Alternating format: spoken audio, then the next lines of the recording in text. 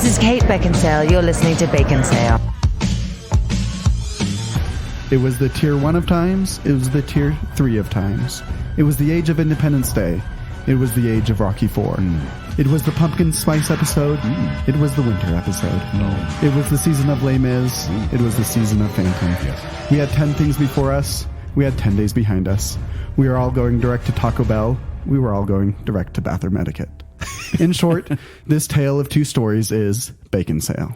Yay! That was like a professional intro right there. Yeah, he wrote that. Who was that? We'll get to that in a sec. Well, We'll get to that in a sec. Yeah. Because welcome to Baconsale. I'm Joel. I'm Kent. And Jacob. And we'd like to thank you for listening to our last show, the first part of our 2000s alt rock tournament. I think the feedback's been pretty good, honestly. I got some feedback there right here. was some anger. There was a little bit of anger, such as Shane Hyde, who said, Joel, it was like a knife to my soul when you kicked out My Chemical Romance. That is one of my favorite bands. Sorry. Can I talk about what happened after the show?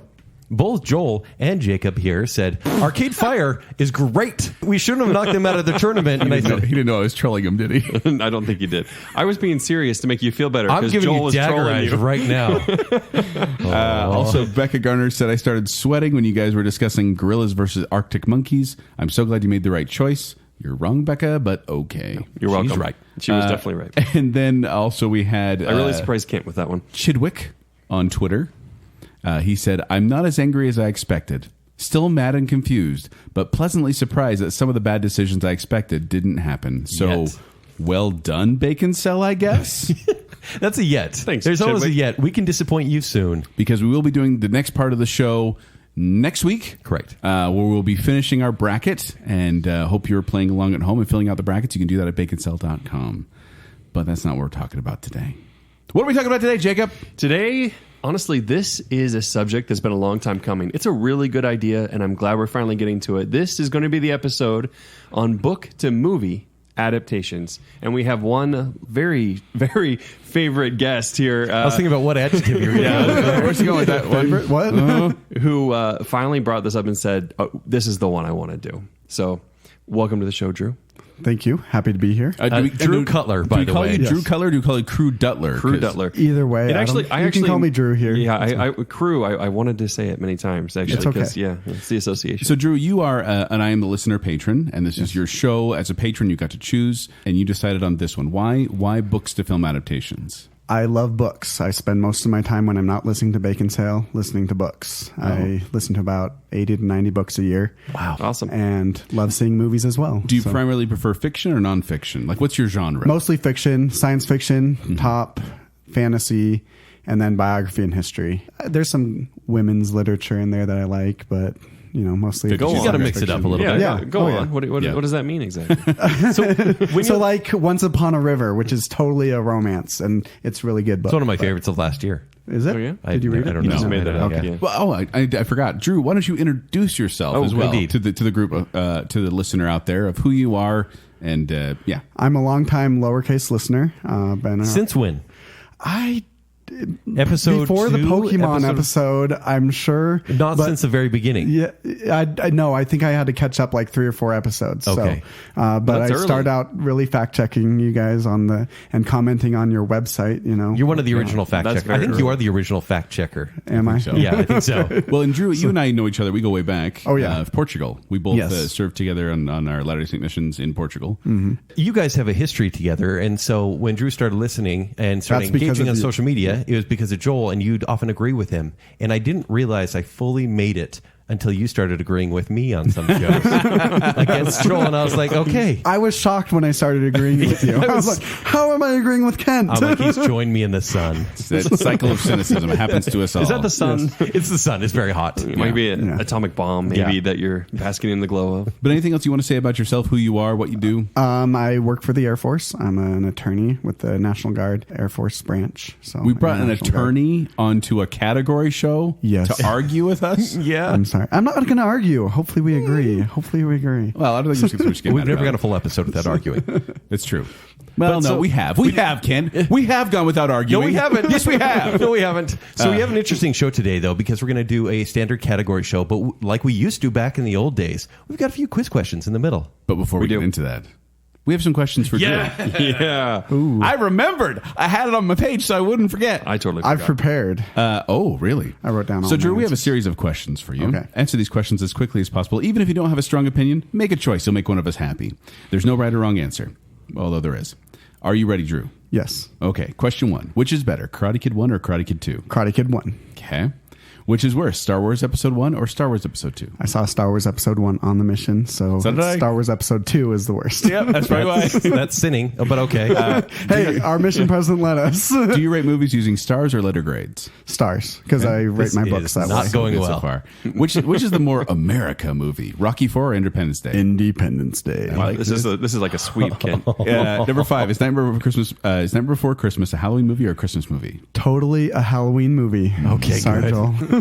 Buffy or X-Files? X-Files. Yeah. Lord of the Rings or Star Wars? Lord of the Rings. Okay. It's a book first. Which movie? Yeah, You're like there you go. 2 and 8. Yes. Which movie is more Christmassy, Die Hard or Lethal Weapon? Lethal Weapon.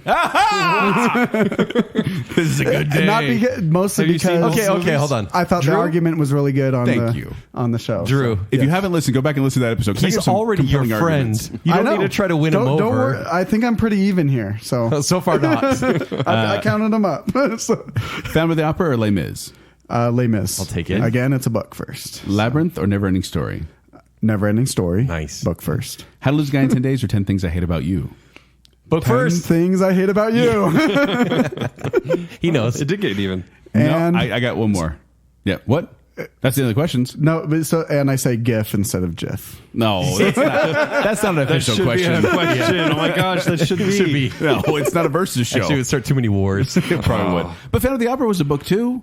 It was a book first. Okay. Forgettable. It's true. Yeah. But not like an awesome book. Like He's right. Victor Hugo. Oh, the unabridged version is so tedious of Les Mis. There are parts that are And the abridged very version, I'm tedious. like, I know this all. And I read the unabridged version, I'm like, And you're like, when's the singing start? There's no singing. where do the people sing? When do the people Can you hear the But people you have sing? to if you read just the abridged version, you do miss a lot of good stuff True. about The Jean sewers, Valjean. He's right? like the Superman of France. Tell me more. Yeah. Okay. Well, so I was going to ask you guys just to kind of start off, and Jacob, you can chime in as well. No. Please do. No. I don't think so. What's your reading like? What's your reading persona? Your reading history? Like, who are you when it comes to reading? Do you read a lot, or do you prefer not to read? Let's let our guest go first. I read a lot. I think I already said how Yes. much I read, and by read I mean I listen. It's been years since I've actually read a book. I have a You know, the only time I noticed a difference, because I listen to a lot of books on tape as well. Books on tape. I still call it books on tape. I know, isn't that funny? audiobooks. Audiobooks. But the only time I realized it was not as effective was on Angels and Demons, because they were talking about like the symbol and Yeah, with how it looked. diagrams. Right. And I'm like, Yeah. I can't see it, so I have no idea what they're talking about here. Yeah. But have you always been a big reader? Yes, growing up, I read a lot. I would sit on the side of the playground and just read books, and yeah, love to read. And Kent does it's that only- now, and the cops tell him to go. Yeah. It's only Wait, the increased. playground? Would I agree? Kent, what about you? So it all started with Book It back in the day when I would read a book and Pizza get Hut program? the Pizza Hut star. Oh, I and get get that. personal pan pizza. That was in Missouri. Yeah, they had them all We over. have a shared childhood experience. It's finally Oh my happened. gosh! That's it. Baconsale's done. That's all we were to accomplish. Wow. It all started with finger Pizza boop. Hut. Finger boop. Not with coronavirus. No, we can't touch anymore. Jake. Yeah. But yeah, so I started reading then, and then I really started reading more in high school with like the mandatory reading you have to do. But those are still some of my favorite books. And then in my 20s and the college years, a real resurgence, but it was into like kind of like the nihilistic sort of Kurt Vonnegut, Chuck Palahniuk sort of stuff. And then I just kind of continued from there. And now, sadly, I am into audiobooks as well. But I used to be part of a book club, I don't and think it it's was sadly though, because you're It's not still sadly. reading. Oh, You're it's still reading. Yeah, but I hate to It be is like, still reading. I hate to be like, oh yeah, I read that one as I was in the But car you in traffic. did. That's You it. It's did. like it's a way to be able to read. It And feels there are like a studies that loophole. say it's the same. It has the same impact on your brain Right. and everything else as But actual reading. books to me are a way to broaden my horizon. Like in my 20s, I was in a book club. I was the only guy, and there were like 40-year-old women in this book club. And I knew I'd be reading books that I never wanted to read. Right. And which Twilight was one of the series that we read. That was That at was on that your time. own. I read that too. Yeah, there you go. Yeah. And so I did broaden my horizons, and that's what for me novels do. And I'm primarily a fiction reader because I like Yeah. the escape. Yeah. So what about you, Joel? I've always been a big fan of reading. Like as a kid, I loved reading books, and I remember I used to read a lot of like kind of horror books.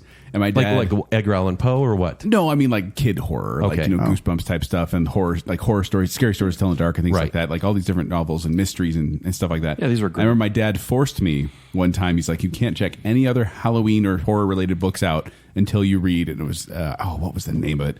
It's a book about a kid Les Mis. who a firecracker explodes in his face, and he has to learn how to be blind. Essentially, Oh. it was a really well done book. Like it's one of those kind of I haven't heard kid of it. novels of like learning how to deal with being blind. And I remember being really impressed by it. I'm like, oh, that kind of broadened my horizon, and I started looking around at other books. Sadly, I don't read as much as I used to, and I want to. It takes time, It obviously. does. It does. Yeah. A lot So more time than do you That's why you do listen? Is there audiobooks. audiobooks now? I listen to audiobooks, but I also always have a book on my nightstand that I work through, but it takes me a long time to do. Like you do like a couple a and year? the problem is, a couple a year, yeah. That thing is like, probably about 10 a year. You're Under way 10 a ahead year. of most of America then. Well, but reading I- one book a year, you're If way I would ahead just of give most. myself think? more time to do that, I'd be Yeah. happy. And the problem is, though, I have a bunch of friends who are authors and they're all writing books, and I feel obligated to read them. And so then I'm like, I'm so far behind on all these books, but I got to finish this stupid book first. Yeah. But Yeah. so I love reading, and I love seeing my kids are loving reading too. That's a great thing to see. Jacob, Well, for me, I've got. Well, I mean, you guys know I grew up in the sticks and stuff, but I remember I read this abridged version in 4th grade of the Counts of Monte Cristo. Oh, wow, yeah. And it was so good. I was like, this is amazing. Maybe I love books. But I actually ended up getting my undergrad and did graduate work in English, and and it was literature focused. So it's been so much reading. Recently, I've read. I love biographies as well as if I'm reading fiction, it has to be like. Literature at this point. Like I've become kind of a snob. Like I can't read fun stuff anymore. You don't mix it up though, because I'll read something like Crime and Punishment, and then to mix it up, I'll read a Dean Koontz novel. That's my favorite book, by the honestly, way. just Yeah. to kind of have the popcorn in heavy. between the deep books. Oh, Crime and Punishment. It's is amazing. I've never read Crime and It's a Punishment. read it. masterpiece. Go Okay. go. Now read we sound that like thing. elitist, but definitely read it. I yeah, should. yeah. All right. I like Putting young that on my adult list. fiction. Yeah.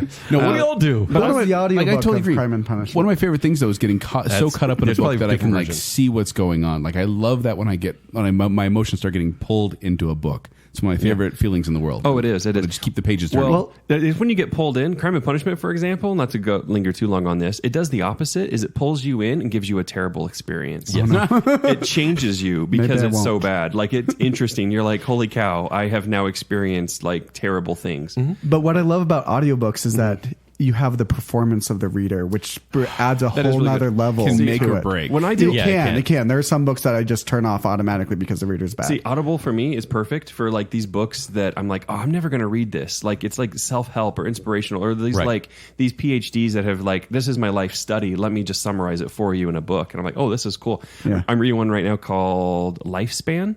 And it's like, it's basically this guy at Harvard that's been studying how to stop or reverse aging. And he actually has tons of like info on it. Like, oh, it's interesting. Don't Yeah. get No, and I coronavirus. agree. The reader does make Exactly. a difference. Like I listen It'll to go a like, long way. I listen to Jim Dale read the Harry Potter books with my kids, and I'm like, There's nothing better. fantastic, Right. Oh, and then yeah, I that was sounds listening to the BFG with my kids one time, and I had to turn it off because it was the most annoying Cursing? narrator I've ever yeah. heard. I listened to the Song of Fire and Ice, and it's just like this old, gruff British guy, and he's like, "I'm Arya, come over here." I was like, not Hagrid quite. is reading Yes, it is Hagrid as It makes Arya. or breaks it for Yeah. sure. Yeah. Chris O'Dowd does Fantastic Mr. Fox. Oh, does he? And he's amazing in that. I like his voice. If you don't know Chris O'Dowd, IT Yeah. Crowd, Bridesmaids, what else? has Moon been in? Boy. Yeah, Moon Boy. Yes. Where's my jumper? This episode is about books that have been turned into movies. Yes, and we could do a whole episode just on books. Oh, too, and but- mini books. We could. We have some categories that we're going to go through. Yep. Right. An unspecified number. Love it. It's definitely not numbered out on the page I'm looking at. But I totally believe in us that we can get through these things. So are you guys ready to begin? Oh, Yes. also one other thing, and Joel mentioned this earlier, we're going to have a interrupting quiz. That was Kent, but- Every, was We it sound Kent? the same. I don't know. Who can tell you I don't guys have apart? facial My hair now, name's so Joel. Honestly, I'm Kent. everyone Hey, I hi, know, Jake. they're like, I can't tell the difference between you guys. I'm like, oh, really? I get blamed for so much Kent stuff. I get credit for a lot of Joel stuff. That's awesome. All right, are you guys Wait, ready to begin? should we give the how we narrowed it down? Like there's our fiction books. Yes. Thank you. Actually, go through that. It has fiction books, and then we have to have read the book and seen the movie. Yes. You can't have I just saw the movie or I just read the book. So Right, yeah. and that's, Narrowed it I think down. Yeah. I mean, yeah, that was going to narrow down quite a bit, honestly. So, All right, okay. so Jake, get it started. All right. First one. This is where you hate the book, but you love the movie. This one was an Academy Award winner movie. Mm-hmm. The book is horrible. It's Forrest Gump. I don't know if anybody never has read the book. Don't. Never. Stay away from the book. The book is about a 6-foot potty-mouthed wrestler and running back who becomes a world-class chess and ping pong player, opened a stripping business, earned the Medal of Honor, traveled to outer space with a chimpanzee, crashed in the jungle to survive, but then was taken hostage by cannibals, escaped, came back to the U.S., met Raquel Welch and became a nudist with her around Hollywood. I do not remember it. And a lot of so these much parts. other stuff. The director's cut's got to be so different. dumb. Is this like a sequel that came like straight to DVD at some point? That was the book. Started like Tom Sizemore as Forrest Gump. I'm assuming that you read the book after seeing the movie. Yes. And it was just nothing like the movie? Nothing like the movie. Like what Zemeckis did with the screenplay is just gold. Like, how do you take that book and say, I like this. This could be a great love story. It sounds like it was just an idea. He's like, Yeah. oh, there's some interesting ideas here. I'm going to rework all of this. Yeah. Yeah, and I found that that's the case, that if they can pull out the core story of movies, because the truth is there's no way you can put everything in a book, Right. in a No. You feature-length condense it. film. And so I give movies a lot of a pass sometimes, where it's like, you know what, I know you can do everything, but when they actually kind of make it better, that's very impressive. And like just as an example, in the book, Forrest Gump says, being an idiot is no box of chocolates. Oh, That's so dumb. Far less quotable. Yes. He never says life is like a No, box of not in the chocolates? book. That is pure movie. Being an Pure idiot film. is far less than a box of chocolates. Who was the original author of Forrest Gump? It is Winston Groom. Was he involved with the screenplay at all? Do you know? No, Probably he not. sold it, and nobody. The screenplay was written by Eric Roth, who did Benjamin Button. Do you happen to know like how far between when the book was written and when the movie came out? Oh, the book was written in 1986. It came out in 1994. Yeah, Okay. not too far. So- Huh. Yeah. So No. as the spirit of like a discoverer, someone that has been around during pivotal events in history, Yeah. but that's really where they left it. Yes. Yeah. He's not very smart. In the book, he's actually a savant. He's really smart in physics and math, but an idiot in everything else. And Was he the calls book himself successful? that.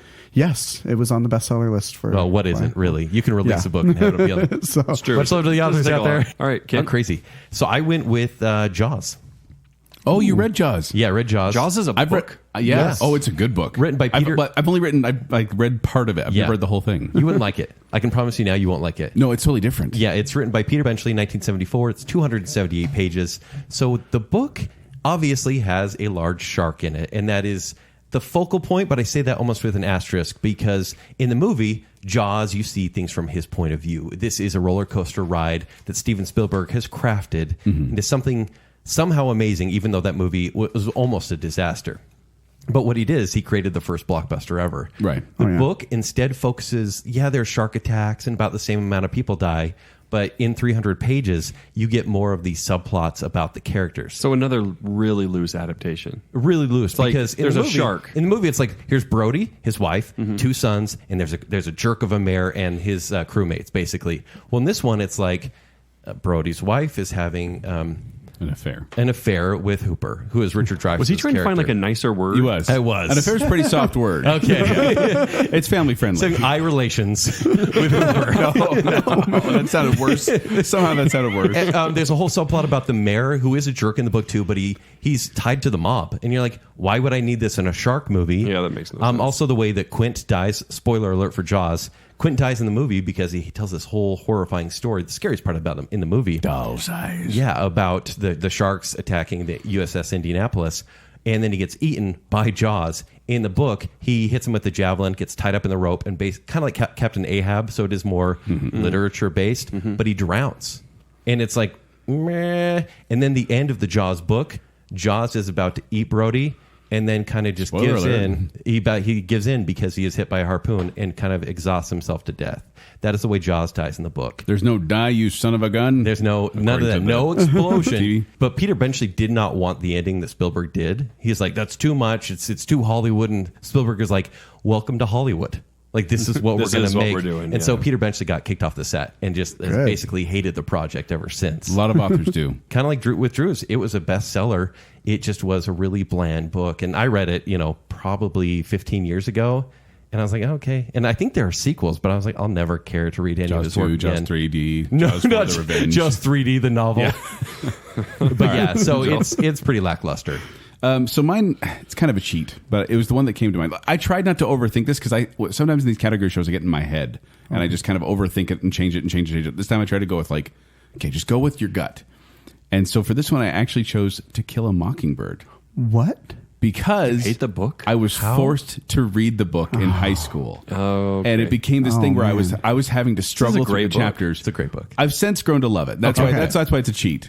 But at the time, remember, I was forced to go through it. And they're like, "Hey, what does this symbolize? And what does this symbolize?" And I was worst like, way. "I hate this." They do kind of hammer it. But then I saw the movie years down the road, later after that, and I saw the movie, and I'm like, "Well, that's really good." Yeah. And then I went back and read it on my own, and all of a sudden it was like, okay, I like this book now. Yeah. Gregory Peck? Yeah, Yes. Gregory Peck. Yeah, that's the one. And it won Best Actor for Gregory Peck, won a couple other Oscars as well.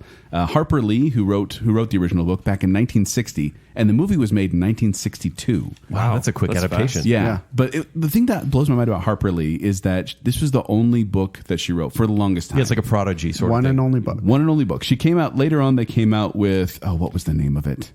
It was her one and only book. Go Set a Watchman. No, it was her Well, one and only book. Yeah, it was her only published book until not hers. Go Set a Watchman. An earlier bad. draft of To Kill a Okay. Mockingbird was published in 2015. Yeah, her housekeeper released it or something. Yeah, it was a whole controversy behind it. But Yeah. the fact that she wrote this one book and it became this huge popular book is so mind-blowing to me. And then Gregory Peck's performance was so good that Harper Lee gave him her father's pocket watch, and he played the character that was based on her father. When she Okay, first cool. saw the first scene with him walking home, she cried because she thought it looked exactly like her father. Yeah. Like she was... Oh, it's just very heartbroken. autobiographical. Oh, It's- yes. Yeah. Yeah. But she, like Gregory Peck, was the epitome of her father. She's like, that was my dad. Yeah, and since this is my role as family-friendly liaison on Baconsale, Sure. I'm giving the content alert that yes, there are a lot of kind of adult words and adult situations in this, Like a fair. But it's one of those books. Yeah, Whoa, yes. Kent, calm it down. sorry. It's about racism. There's Cross the line, sexual man. assault. There's all these Sure. things in this book. There's some language that you may not agree with, but here's the thing: this is an important book to read. Yeah. Because it portrays the ugly as ugly and the good as good. And that's one thing I can really appreciate in a lot of these books. Yeah. I just want to give a plea to all a listener out there. If you hated a book that you read in high school, read it on your own accord as like a choice. It's a whole different experience. Very true. Yes. I tried that with Grapes of Wrath. Yeah? It's terrible again. Hate it more. All right, next category is going to be the reverse. What was the really, really great book that had a terrible movie? I'll go first on this one. Okay. So this one is my cheat. This is the nonfiction. Okay. Because I chose Unbroken, a World War II story of survival, resilience, and redemption by Laura Hillenbrand. I've never You read read that this book? book. So It's a great book. Well, so this was one of those books on tape that we put on a drive home. That sounds like a great one. Oh, it's fantastic. This is when we put on a drive home, and I remember we got home and I hadn't finished the book yet. And so I literally got out of the car and like plugged in my headphones and just did yard work so I could finish up the last little bit of it. Oh, wow. Because I wanted to finish this book. So if you don't know, this is the story of, it's a biography of World War II hero Louis Zamperini. He's a former Olympic track star who survived a plane crash in the Pacific, spent 47 days drifting on a raft, and survived 2.5 years as a prisoner of war in 3 brutal Japanese prisoner of war camps. It's like 3 books in one. That's what actually 4 books I wrote down here, because you have his story about getting to the Olympics, which was amazing. Yes. And then you have his days on the life raft, where literally there's a part, and this is all true story, where a Japanese plane was shooting at him, and so they dive out of the life raft, and there were sharks circling around the life raft, so they had to dive back into the boat. It was like And this then they back had to and go forth. back in the water. 'Cause this and- plane yeah. kept coming back and forth. It's horrifying. Yikes. And then they have him at a POW camp, and you learn about the Bird, who's this horrible leader in the Japanese army who just tortures him. And then after he gets home, he has this crisis of faith, which is kind of the crux of the entire book, is that this guy went through literally hell to then come out of the other end without his faith, and he had to regain it. And it's this amazing story. It's just fantastic. And then Angelina Jolie directed the movie, and I was like, let's watch it. This is going to be great. So flat, Just so sanitized. lifeless. Yeah. Lost the soul of the book. It did. Yeah. And so I got to the end, and I'm like, that was a waste of my time. I want to go read the book again and to just rinse that movie out of my head. Maybe I should read the book, because that killed any drive for me to Yeah. read the Oh, book. the book is so good. Highly recommend it. Very good. And good audiobook. too. Yeah. Once again, content warning, very adult situations in this Sure. one. I think there is some language as well, but overall PG-13. We're going to have to put our list together at the end of this. The yeah. collective A list. book list? Yeah. All right, Drew? This is a 1957 book. It's about 2 bored children have their lives turned upside down when a talking cat comes to visit them. Great book. Cat in the Hat by Dr. Seuss. I was trying to figure out like What kind of Richest Cat in delusion the is this? world? Oh, that delusion. Okay. This is an amazing book and a horrible, horrible movie. This Mike movie Myers. doesn't exist. I was gonna It say just Mike doesn't Myers exist. movie. Yeah. 2003 movie directed by Bo Welch, who hasn't directed anything else since. Thank goodness. What happened there? But he did direct a series of unfortunate events on Netflix, which is a great That's actually adaptation. that's actually Yes. very well done. Yeah. But movie-wise, he didn't do well. I think it's mostly because of the screenplay. The screenplay for Cat in the Hat was written by 3 writers from Seinfeld, and so they put in a lot of adult innuendo, and It was awkward. Yeah. Yes. If you have Paris Hilton cameoing in your children's movie, you got to wonder where your priorities Or are. when the Cat in the Hat takes a picture of their mom and does a centerfold opening Yeah. it up. And No. It's, Yeah. it's because of this movie that the widow of Dr. Seuss, Theodore Geisel's widow, has vowed never again to have live action Dr. Seuss. Oh. Because of this. The Grinch was bad, and then this one was just terrible. Kent? All right, I'm going with my favorite book of all time, but the movies have never been good. It's Lord of the Flies. Oh. Yeah, okay. So Lord of the Flies is literally one of my favorite books. Yes. Like up there, top Isn't this 5 your, kind of isn't ones. this your favorite? It's Kent? my favorite book of all time. Mandatory reading in school.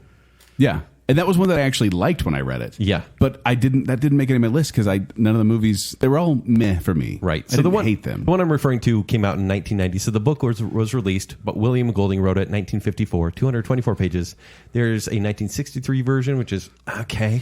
But there's a 1990s one. So if you don't know the story of Lord of the Flies, it's a plane crashes on an uncharted island stranding a group of schoolboys. At first, with no adult supervision, their freedom is something to celebrate. Order collapses, and the hope of adventure seems as far from reality as the hope of being rescued. You have some really nice kids, and it's right about Crab gets crazy. right before a war pig. and everything, but they try to have order, and it gets really, really bad. And they may not even find survival because they keep killing each other. Ken, I don't know if did you have like a group of boys that you hung out with, like a Yes, group of friends? absolutely. Did you put them in the roles of who was who in this book? Of course.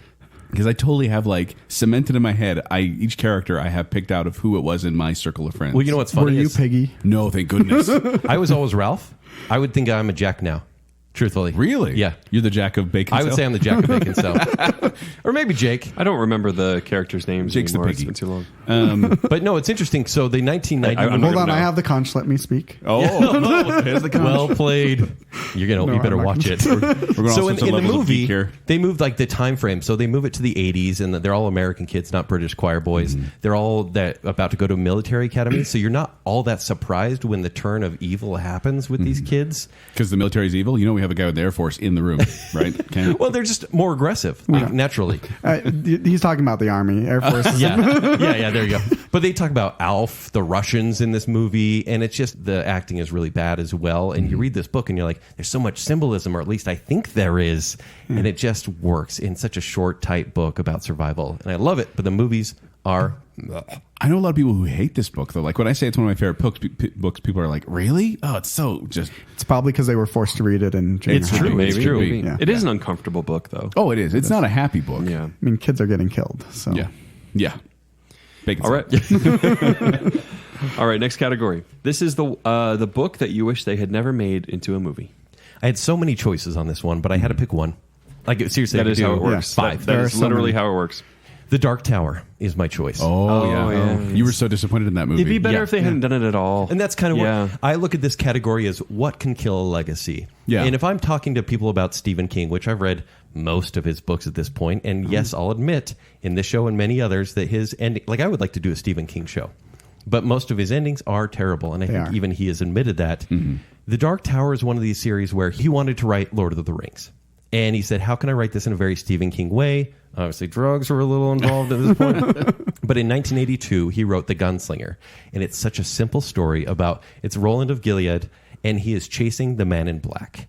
And granted, he does meet people along the way, but he is chasing one guy to kill him, and he doesn't know why. I love how you say it. It's such a simple story. Roland of Gilead is chasing the man in black. Well, that's true, because it's like Wesley? it's got Yeah. Lord of the Rings stuff in there, Arthurian legend. There's parallel universes at the same time, but it keeps simple. it but it does. It keeps it so simple. The sequels get more into the mythology and canon there. Wait, when you say simple story, isn't it like 1,400 pages or something like that? No, this one is only 800. no. This one is less than 300, I believe. Oh, the first this one is is? the shortest one. Oh, wow. And it's a very quick read, and Then they made a movie, and they're like, "Oh, we have Idris Elba because he's the new hotness at this time." This is 2017, and Matthew McConaughey is going to play the villain. And then It makes sense on paper. It does. And then there's this child factory in the movie where they're using their minds to break the Dark Tower, and Roland wanted to save the Dark Tower, which never happens in the book.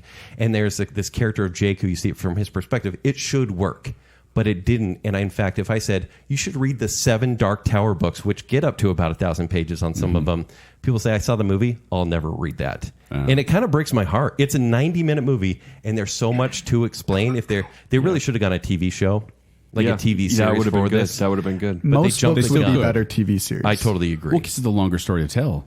You have room to build a character and an arc. Yes. So the Dark Tower, because now we'll never see that in development, which is maybe a good thing. Mine, same thing. It's a book that I love and would have loved to see a great adaptation of it. This one wasn't quite. It's like it was just good enough to where they'll be like, no, we're never going to do that again. So, and that's Ender's Game. Oh, yeah. I love the book. Oh, Yeah. Would have been. How did I forget about Ender's Game? How did you forget? 'Cause I went Because to the go see movie it. was so forgettable. It was super forgettable. It really is. Wasn't it weird how they ruined the ending? Yes. Because in the book, you're reading it, you're like, oh, this training is really cool. I don't want to spoil anything if you haven't read it. But then you're like, Spoiler alert. wow. Big Yeah. twist. Big twist. Yes. They're like, but how the can we movie, make this as bland as possible? Yes. Let's go with that. And they did it. Let's aim for the middle. The one thing I think the one thing I thought they got right in Ender's Game. Harrison movie, Ford? No, the zero gravity battles. Oh yeah, the battles would have been that great. was great. In the fact, movies. so with The Hobbit, I got mad that they split that into 3 movies. Of course. 3 bad movies. Ender's Game is one of those books where I think they could have easily split it into 3 movies to flesh out Battle School and Right. Yes. Command School, and then Yeah. everything else in there, and had great zero-G battles. Instead, it was just like 2 scenes in the zero-G. yeah, That was That was Ace like the of highlight- the Butterfield's highlight of in the that one, movie. right? Yeah. What? Ace of Butterfield is Yeah, the the actor. actor, yes. He's great. yeah, he does do good. There was a review I wanted to read. I enjoyed Ender's Game, but I can't bring myself to love it. Besides removing subplots and rushing the story, they actually did tell the story without adding dumb characters and unnecessary plot points. It was faithful yet hollow adaptation of the book. Faithfully got hollows. That rings true. It is. I can't recommend spending $10 to see this. That was Kent Dunn. Yeah. This guy. Yeah. Wow. Redeemed. And then this isn't the best adaptation of Orson Scott's Cards novel, but it's probably as good as we're going to get. Joel Hilton, clear play. What? Oh yeah. This guy does his research. Wow. funny. Now I'm scared. So We can have like an episode on, say, Ender's Game or whatever book, where we have like a book to read, and then we have like a spoiler club? free. A book yeah, club? Baconsale Book book club. club. That could be fun. That could be fun, actually. All right. yeah. So for mine, I went with one that was a childhood favorite, and then they made a movie when I was an adult, and it was not good. It's Where the Wild Things Are. No, it wasn't. But So- remember when you saw that trailer and it looked so cool? With the Arcade Fire music? Yeah. Which was great. Who should have made it? No, but this is only Marie Sendak wrote this book back in 1963, and the movie was made in 2009. And I think it's because it's a children's book. This is like very short, just mostly pictures, only 338 words long. And then they had Spike Jonze directing it, who did Being John Malkovich and Adaptation. Sounds perfect. And like James Gandolfini was in it, Catherine Keener, Catherine O'Hara. Like I was actually kind of impressed with it. Okay, this could be good.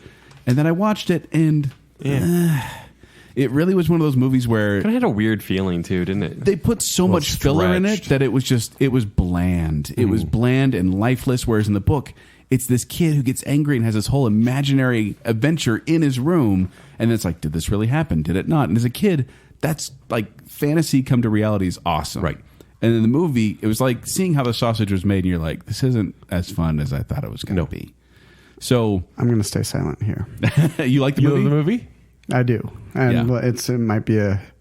Oh, it's another coming up. Okay, category. okay. Well, more along that. And the thing is, I'm not bashing on it as like a terrible movie, but I remember I watched the movie, and now every time I think of the book, I'm just kind of like, I didn't really like the movie. So, yeah, I do want to bring up too. Originally, it was supposed to be a boy who gets angry and goes to the land of wild horses.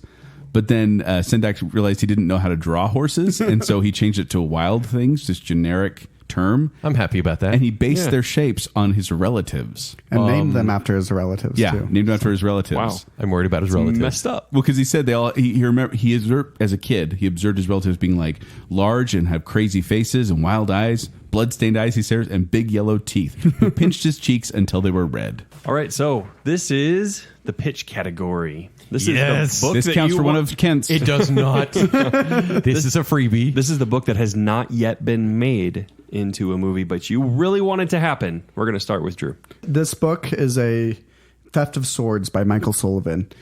You probably haven't heard of it. It's a fantasy series. Now, you can tell by the title. Yes. And it's basically like a buddy cop fantasy kind of thing. You've got a half elf and a rogue warrior. They're thieves for hire, mercenaries for hire. And the comedy is great in it. It's got good chemistry between the two characters. And they basically pull these heists, but then they help people along the way. Is So. this YA fiction or is this more of adult fantasy? YA? It's adult fantasy. There's nothing adult about it. Like there's no swear words or anything. That's What I too mean is bad. like, the Wheel of Time isn't exactly YA. It's Or is more, it more it's like Shannara? it's like Wheel of Time or Shannara, but Okay. but it's more accessible than Wheel of Time. I've tried Wheel of Time. I've gotten through 5 of those books.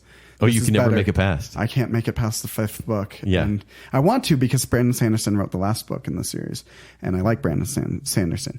But So are you saying it's funny as well? it's funny. It's got good humor. Mm-hmm. The audiobook is read by Tim Gerard Reynolds, who is a fantastic reader. Mm-hmm. Highly recommend anything read by him.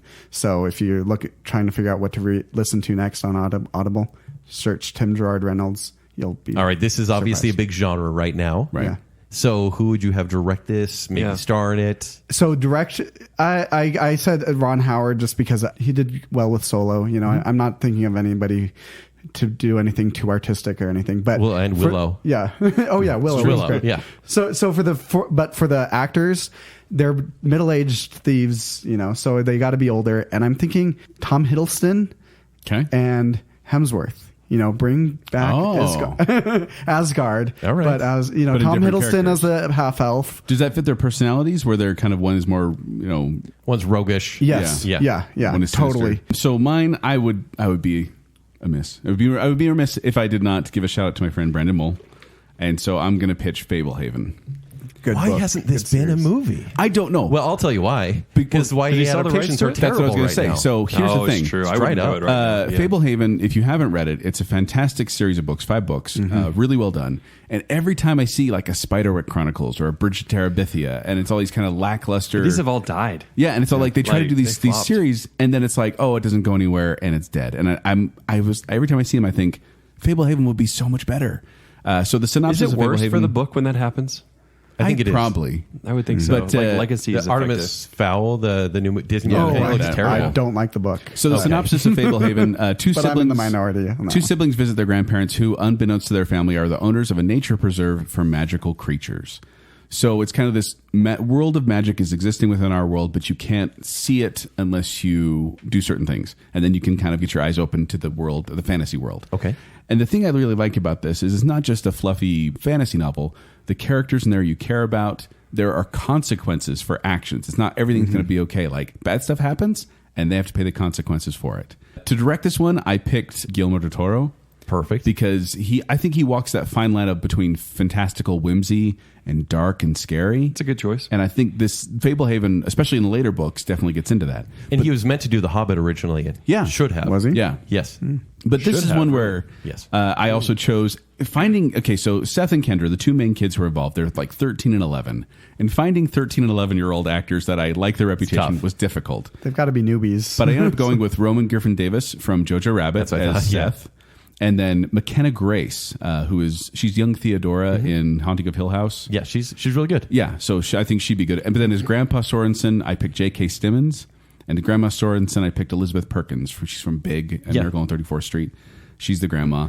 And so I just feel like this has been optioned for movie making in both 2006 and 2012. They almost made a Fablehaven Stuck in movie, development. but then it just Yeah. kind of died out. And so I hope it gets taken off. Yeah, oftentimes they'll just buy books and just keep them on the shelf just to keep them out of the hands of other production Yes, companies. and they'll do that, and the author gets paid, so that's good for them. Get comfortable, fellas. Kent's about to pitch something. My movie is Carter Beats the Devil.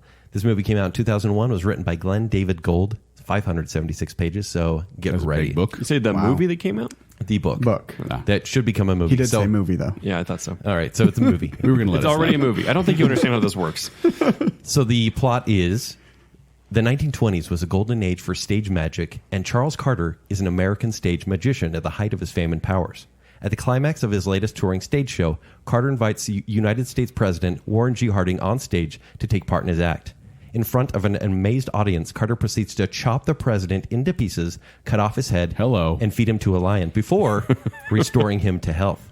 The show is a great success, but 2 hours later, the president is dead, and Carter finds himself the center of some very unwelcome attention. This is based on a true story, indeed. right? Yeah. True characters, not true story. Obviously, there are these people that it's dealing with. This is dealing with historical figures in a very interesting way because we have magic involved as well. Yeah. Okay. And one thing that this story does well is explain the magic because it's from his perspective and also a government agent who is investigating the past of Charles Carter, being like, how did he get his start? Is he a murderer? Did he kill the president? Because everyone saw something weird happen and then the president did die.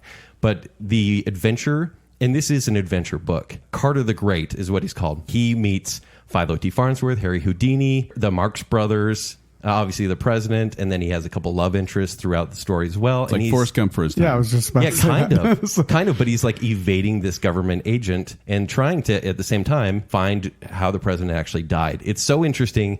So in 2010, this movie was optioned by Warner Brothers, and Phil Lord and Chris Miller were going to direct it after 21 Jump Street because that's what, after they got big. And I think they should take this on again. I think they are ready for some more dramatic turns, but with a little bit of whimsy involved. I think they could really pull that off. And so I think they should direct this movie. I think David Tennant should star as Carter the Great. Okay. John Hamm should be the government agent. We're getting a lot of female fans going to this. Exactly. I think this movie would be so fantastic. And with that cast and those directors, people would actually see a mid-level budget movie like this. And there really is like a pledge, turn, or prestige way to the way the story is told. What's the name of the book again? Carter Beats the Devil. Carter Beats the Devil. Definitely read it. It is fantastic. All right, the next category is called, quote, the movie you should watch for school when you haven't read the book. We all did it. Yeah, we did. Just admit it. Yes. Shakespeare especially. But sometimes it didn't really work out. So No. this has to be a movie that is close enough. So when you do the book report, you can pass. So I'll go first on this one. I chose The Great Gatsby by F. Scott Fitzgerald and later adapted by Baz Luhrmann. How faithful is this? It's faithful enough. They change little things, like little elements, but the overall arc, the overall symbolism, the overall story, the overall characters you'll get, and you'll actually be entertained instead of reading that stupid book. It is a stupid Yeah, book. it is not a good book. So I know some people out there like The Great Gatsby. I was never one of those people. If you don't know, it's about a writer and a Wall Street tater, Nick, who finds himself drawn into the past and lifestyle of his millionaire neighbor, Jay Gatsby. It's a trashy book. It's not a great book. Yeah. And then when I watched the Baz Luhrmann version, I was like, that was palatable. It basically was like getting fish that I don't like and covering it in like a delicious cream sauce where I'm like, ooh, this kind of cream sauce, still got fish in it, but it's, it's okay. See, I really like the movie. I think it's really underrated. Really? Underrated? Yeah. It's a solid. The It's a style solid movie. is so great. Yeah. Yeah. But it's actually Baz kind of interesting Luhrmann, because he knows what he's doing. Okay, so Great Gatsby was first published back in 1925. And it didn't do well. It actually kind of failed and received mixed reviews. And I then wonder why. Fitzgerald died in 1940, believing himself to be a failure and his work forgotten. Oh, wow. Well, But this is a thread with some famous books. But then a committee essentially said what's important books to be kind of read in schools and things like that. And this was chosen as one of them. It was then sent to a bunch of World War II soldiers, and it became a popular book with the soldiers. Because the lifestyle is so fun. I can and see just that. I out don't there. know why, because it's not a great. I shouldn't say it's a great book. It's not an enjoyable book for me. I can't It's believe really good. we read it in school with Well, it's the tawdry, right? affairs Yeah, and sure. yeah. Yeah. So because of that, it became a very popular one. It was adapted a couple times into film. One with Robert Redford, which was amazingly boring, that I saw when I was in high school, and then the Baz Luhrmann one, like I said, is actually visually amazing. The cast Yes. is great. And not just because of Isla Fisher, but it's just fun to watch. And so it'll help you get through the book. It'll be the sugar that help you get the medicine go down, essentially. Yeah. So that's mine. Great The Great choice. Gatsby. Okay, mine is a book that was in 1999 was voted best novel of the 20th century by the Readers of Library Journal. It's fifth on the Modern Library Readers list of 100 best novels in the English language since 1900. So this is a book you should actually read if you have to. But if you don't have the time or don't want to, it's already been mentioned once, To Kill a Mockingbird. Oh, yeah. Okay, Yeah. so Yeah. definitely a great book, great adaptation. There's a few minor things that are different, and that is A couple of the characters are merged into one for movie purposes. It makes it simpler. And the main plot is virtually identical, but some of the characters are missing from the movie. Two neighbors are merged into one neighbor. And Atticus's sister is a matronly figure for Scout. She's like the mom, but she's not as involved in the movie. Atticus is more involved with Scout. And again, this is a very adult content wise. It's a courtroom drama. As a lawyer, I'd like that, but but it definitely read the book. But if you don't have the time, perfect. This is great. There you go. The closest book, I think, to the movie and vice versa is One Flew Over the Cuckoo's Nest, written in 1962 by Ken Kesey. So basically, it's a guy who's not crazy. Like, he's trying to get away from these charges of battery and gambling. And he's like, yeah, put me in the nut house. And so he's just there to kind of people watch. And he gets himself into the most trouble possible. And so Jack Nicholson is Randall McMurphy. Like, he is this troublemaker. And then you have Louise Fletcher as Nurse Ratched, which is one of the best villains in film history. Yeah. And they capture those characters. Even the side cast, who you have, like Christopher Lloyd is in there. Danny DeVito. Exactly. This is a very awarded film. It won the 5 major awards. What is that term called when it wins? The Big Five? The Big Five, Yeah, right? one of the few Big Five winners. For people that have read the book, usually emotions don't translate, but in the movie, it does just as much. So yeah, absolutely amazing. Okay, for the next category, this is the best sci-fi adaptation. Jurassic Park. Jurassic Park. Yeah, What? I picked it. Oh, Poop. Oh, can we have Corona? I think that's a good honorable mention. Okay. Oh, just honorable mention. Burn. Yeah, the thing is, I a lot of Michael Crichton's books I enjoy, but this is the only one where the film adaptation is actually good. And I have that as actually in another category. Okay. So that's So written by Michael Crichton in 1990, this was adapted for the 1993 movie. So basically, this was already ready. Michael Crichton wrote the screenplay. This was originally a screenplay in 1983, and it was much, much different. It was about basically a graduate student who recreates a dinosaur.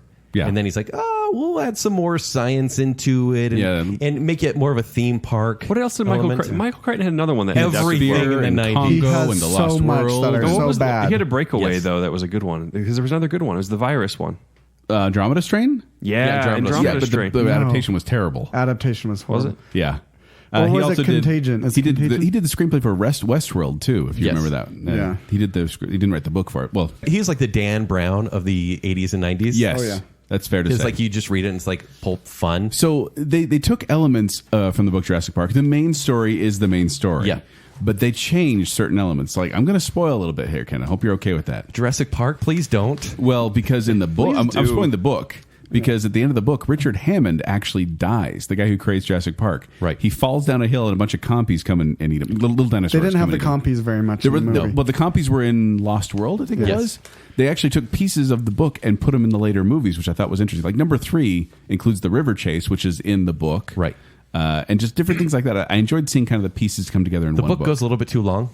It does. Like, it doesn't end with them leaving the island either. Well, yeah. They nuke the island. No, I was But going then to the say, dinosaurs escape. they get off the island, they The main- napalm the island, and then they're quarantined in a hotel. Yeah, they don't basically. give you that hope. No. Like the movie does. It's definitely not as happy ending. I read this book 7 times in 7th grade because I loved That's how many it. times I saw the movie. Okay, yeah. I was obsessed. I did every book report in 7th grade about this book. Can't do Jurassic Park again. I'm gonna draw a picture of a That's how you got those dinosaur. Pizza Hut points. Yeah, I Just read cheated the a same little. book again and again. But this is a great book. Obviously great adaptation. So yeah. So mine is about a linguist. You know, not a very exciting science fiction book. Can you guess Okay. what it is? Oh, I know right what now? it is. You know what it is. Linguist works with the military to communicate with alien life forms after 12 I didn't know that was a book. spacecraft. Yeah, story of my life. Stories of or stories of your life. Oh, okay, Not- I was thinking my life. Yeah, that's what I said. Wait, what is this? Stories of Your Arrival. Life by Ted Chiang. I've never heard of it. It's became Arrival with. Oh, I know Amy Arrival. Adams. I know So Arrival. what other movie has a linguist? I was trying to think. I was thinking I was like, linguist? Close Okay. Encounters of the Third Aliens. Kind. No. Kingdom of the Crystal Skull. What's happening here? Arrival. It was a 1998. It's actually a novella, not a whole book. We'll It's, count it. You know. So, and this is one where I say see the movie first because there's the twist, and the Yes. twist works really well in the movie. It works well in the book too, but reading the book afterwards, you'll be fine with it, and it won't ruin it. Whereas if you read the book first, it's going to ruin the twist of the movie. But this Do is a movie where do you guys generally like to read the book first or watch the movie first? I generally read the book first. Whatever happens, happens. But my brother, he's the opposite. He likes to see the movie first because he knows that the movie's not going to ruin the book. Yeah. Whereas, I go movie first because I know the book will always be better. That's a good argument, Yeah. actually, yeah. That's true. But, Orson Scott Card reviewed this and he said, "Not one moment of this film is wasted. Nothing is empty. Everything is packed full of information that will be reconceived more than once before the end of the film. Here's what I promise you. If you have the patience to wait for clarity, then this is one of the most beautiful, moving stories I've ever seen on film." Orson Accurate. Scott Card. Yeah. I remember that ending kind of blew my mind. Like I was like, what is going on? And all of a sudden I realized that I was like, And it just wow. pulls it all together, and you're just like, Yeah.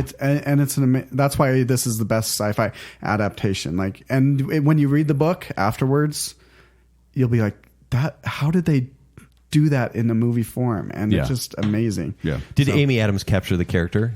Yes. Okay. Yes, she did. She was amazing. Yeah. Deserved a nomination. Yeah. Right? Not just the nomination. The win. Yeah. The win. She should have won. She didn't get nominated though, didn't she? Nope. No. And then this other review. It's rare that any movie that revolves around a linguist and a scientist would be so watchable, but the writing and direction make Arrival unforgettable. I'm awaiting my second viewing because I'm still collecting my thoughts on it. So I could go on about this, but that was Ken Ken Dunn. Dunn. That's me. Yeah. Yes. Good choice. Good choice. Yeah. All right, the next category is favorite children's book.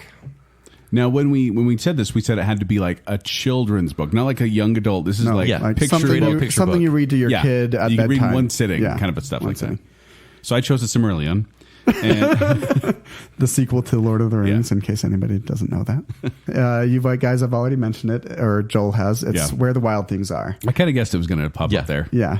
And you've already gone through the summary, but I think it was a great, visually amazing. Like I think it really took the pictures from the book. If this were and playing on one of the created 4K TVs at Costco, I'd probably stop for a minute and watch it. Yeah. For a minute until Yeah. they For a cried minute. for 20 minutes. Yeah. But more than that, like I did watch a review of it comparing the book to the movie and going through the history of the book, how when the book came out, it was librarians hated it. It was kind of banned. Yeah, it was one of those kind of, they kept trying to ban it books. Because the librarians thought it was too adult. It dealt with too heavy things. And that was kind of the same criticism that this movie got, was Okay. that all of a sudden it's dealing with too heavy things. And the author said, no, this wasn't my book. My book, I dealt with my childhood. It was anger issues. The director, he had abandonment Yeah. issues, and this was his movie. And it is he took my story and made it his, and he loved it. And I think it's, when you're dealing with taking a book that is 338 words long, Yeah. and making a movie, of course, there's going to be a lot of stuff added to it. Right. And that stuff that was added to it, I think, filled it out in a way that made it a great movie.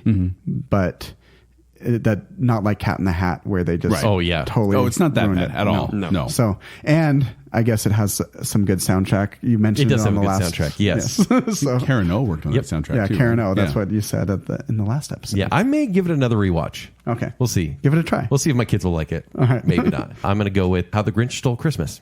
Hey! So this is only 64 pages. The movie, does this count? I don't know, because Kind it of was a TV special? movie. Okay, it was a look, TV see, special. We're not going to do Yeah. greatest TV movie adaptations of Okay. books. Yeah. I think we can Because the include it movie there. is We'll let you slide. 26 minutes long. Yeah. And so there is no filler here. Well, there's songs, Except for the song. which the are songs I don't awesome. feel are like Yes. are filler. No.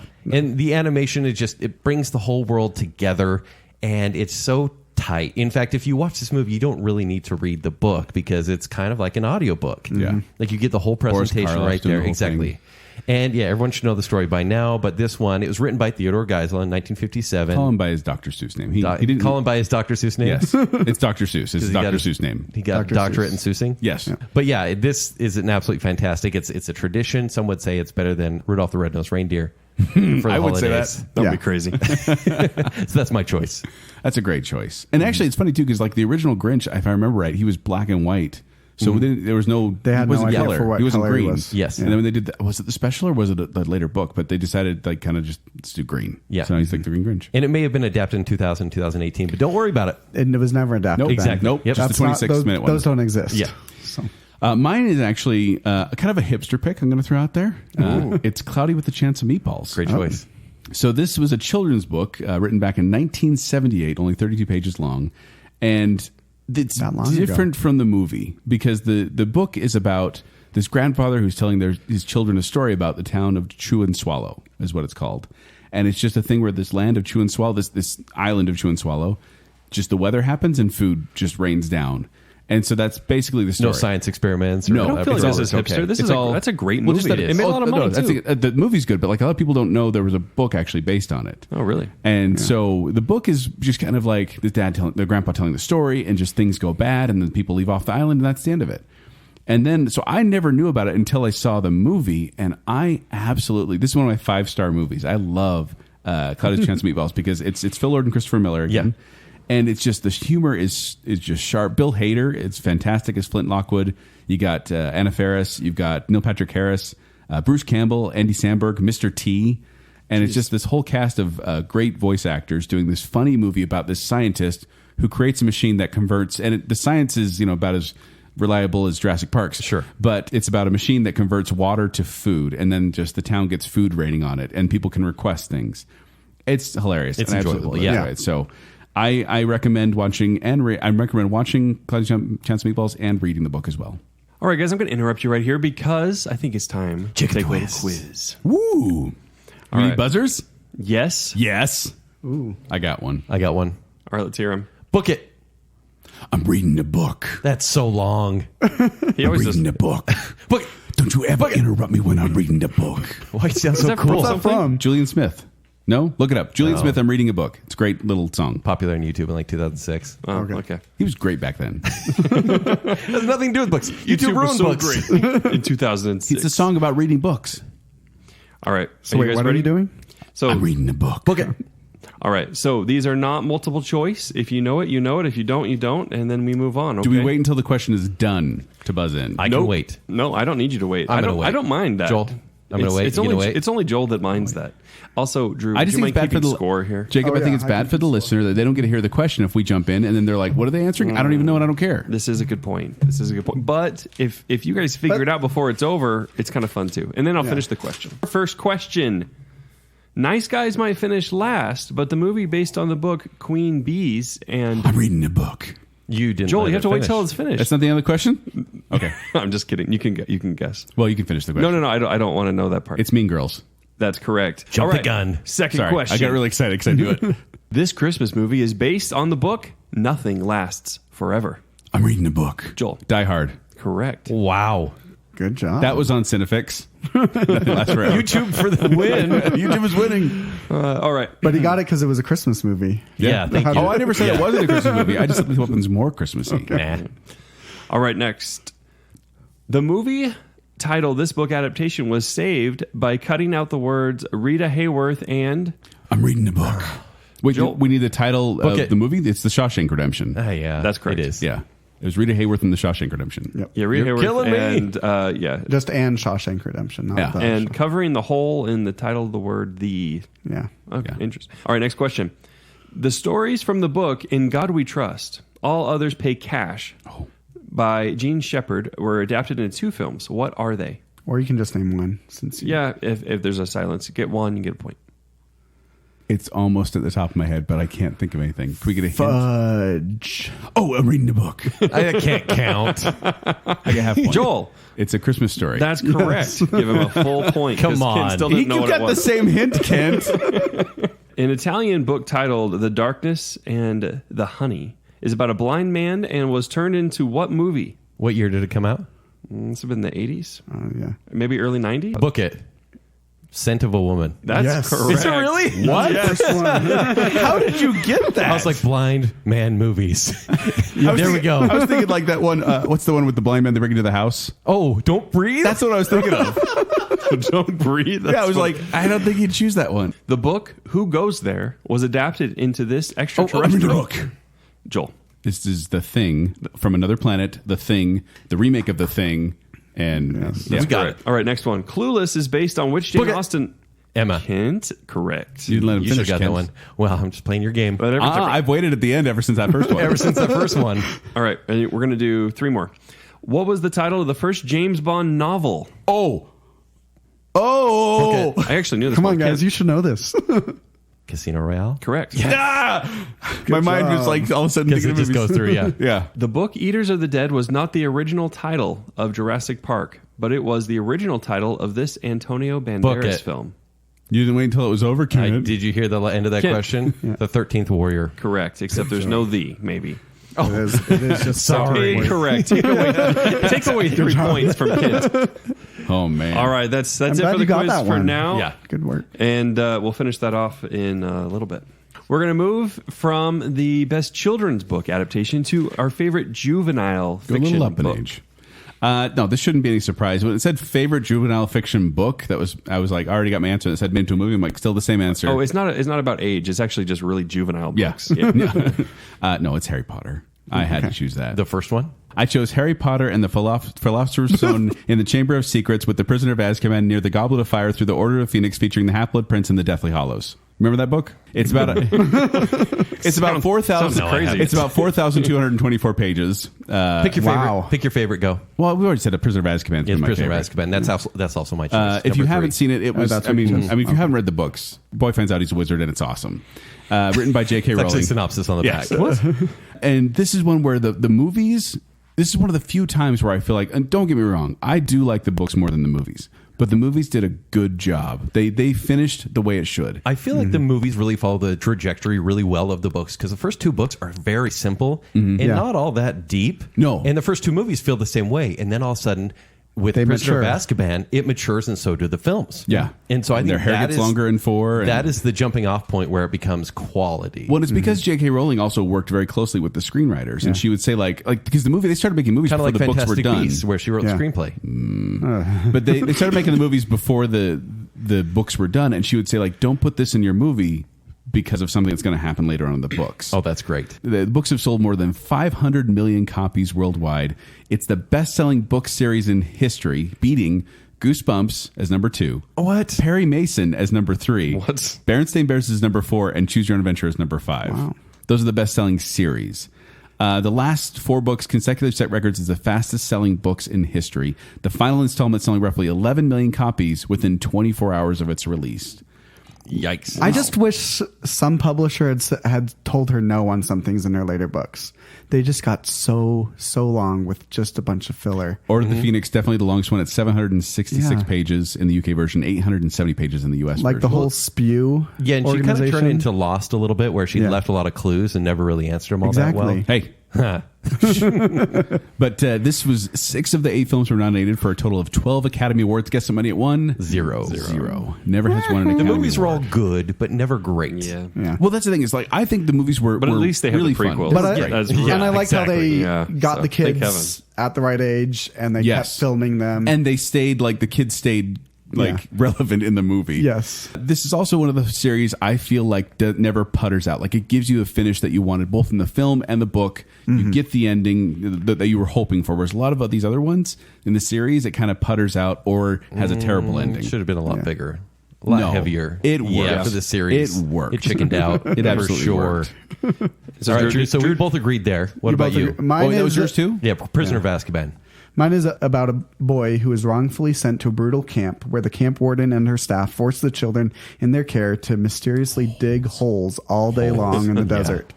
Their rehabilitation is questioned as they think something sinister is involved. Yeah. And this is Holes, Yes. which is a great book. It's a 1998 book by Louis. I don't know how to pronounce Sachar? his name. Sachar, That's how I Sachar. say it. Sachar, yeah. He's known for the books Sideways Stories from Wayside School, Which I love. which are so funny and great. And it's That should be a amazing TV series. Yeah, and it's amazing that this book and movie came out of that author. You know, Yeah. like it's just a very silly book series, and he wrote the screenplay, which is an amazing too because pretty most rare. authors can't Yeah. write the screenplay; they just don't do a good job. And he wrote the screenplay; it's his only screenplay that he's written. Well, because novel writing is different from screenplay writing. Is it? Yeah. A lot of people don't realize that. And cutting out their darlings, too. If they have so Yes. many characters, you have to Yeah. comprise them into one. But he did a great job, and they, you know, everything that was in the book is in the movie. This is something that another book that you could watch the book movie report. instead of reading the book. Yeah. Yes, All right, next category is going to be our favorite classic novel adaptation. Lord of the Rings. Lord of the Rings. Hey! I picked that one. If you Kent, yeah. if you don't have No. need the summary, Oh. no. What is it? Well, you want to know? let's Tell talk us about about Lord of the ours Rings. People Okay. may not know what it is. Let's Lord spend of the some Rings. time on this Go one. ahead, Joel. Well, you may not know the book was originally published in 1954. The Fellowship of the Ring. This was going to be kind of what was it? 6 series. Like it was really originally into 6 novels, but then the publisher told them to kind of turn it into 3. So you have 2 in 1954 and then 1 in 1955, Return of the King. But he wrote them all 1,178. before he published. He did. Which is great. Yeah, Right. No, this was one of those Just things. like Peter Jackson did before he released the films. Yes, and this the film follows the Hobbit Frodo Baggins as he and Fellowship embark on a quest to destroy the One Ring. And my axe. And then the films came out 3 years within 3 years, 2001 to 2003, and they have a film run time of 558 minutes theatrical or 686 minutes extended. Worth it. According to Guinness Book World of Records, as of 1995, the Bible is the best-selling book as of all time. But on Wikipedia, it lists The Lord of the Rings as the highest-selling individual book of all time. It's been reprinted numerous times and translated into 38 languages. Wow. He started writing this at 45, and it wasn't finished until 12 years later, and then it wasn't published until 6 years after that. Do you know why he wrote them? For his kids.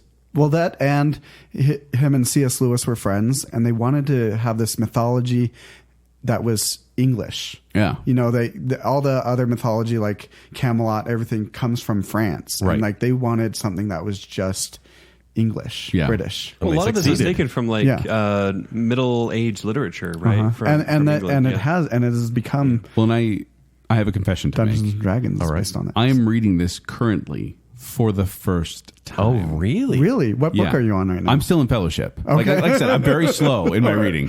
But I got it's one complete set in one book, and I'm going through and reading. It's got footnotes and everything. But I went through and I'm finally reading it because I read The Hobbit last summer for the first time because I was like, you know what? I just really want to read these classic novels that I enjoy the movies of. Well, the animated movie of Hobbit, but that's so then I'm reading it right now. So I haven't finished this one yet, but I'm really enjoying it. It is the best choice, but I used it for another category. Okay. So my favorite classic novel adaptation is a strange one. So let me read the synopsis and you can maybe guess what it is. I'm ready. Then you get my buzzer ready.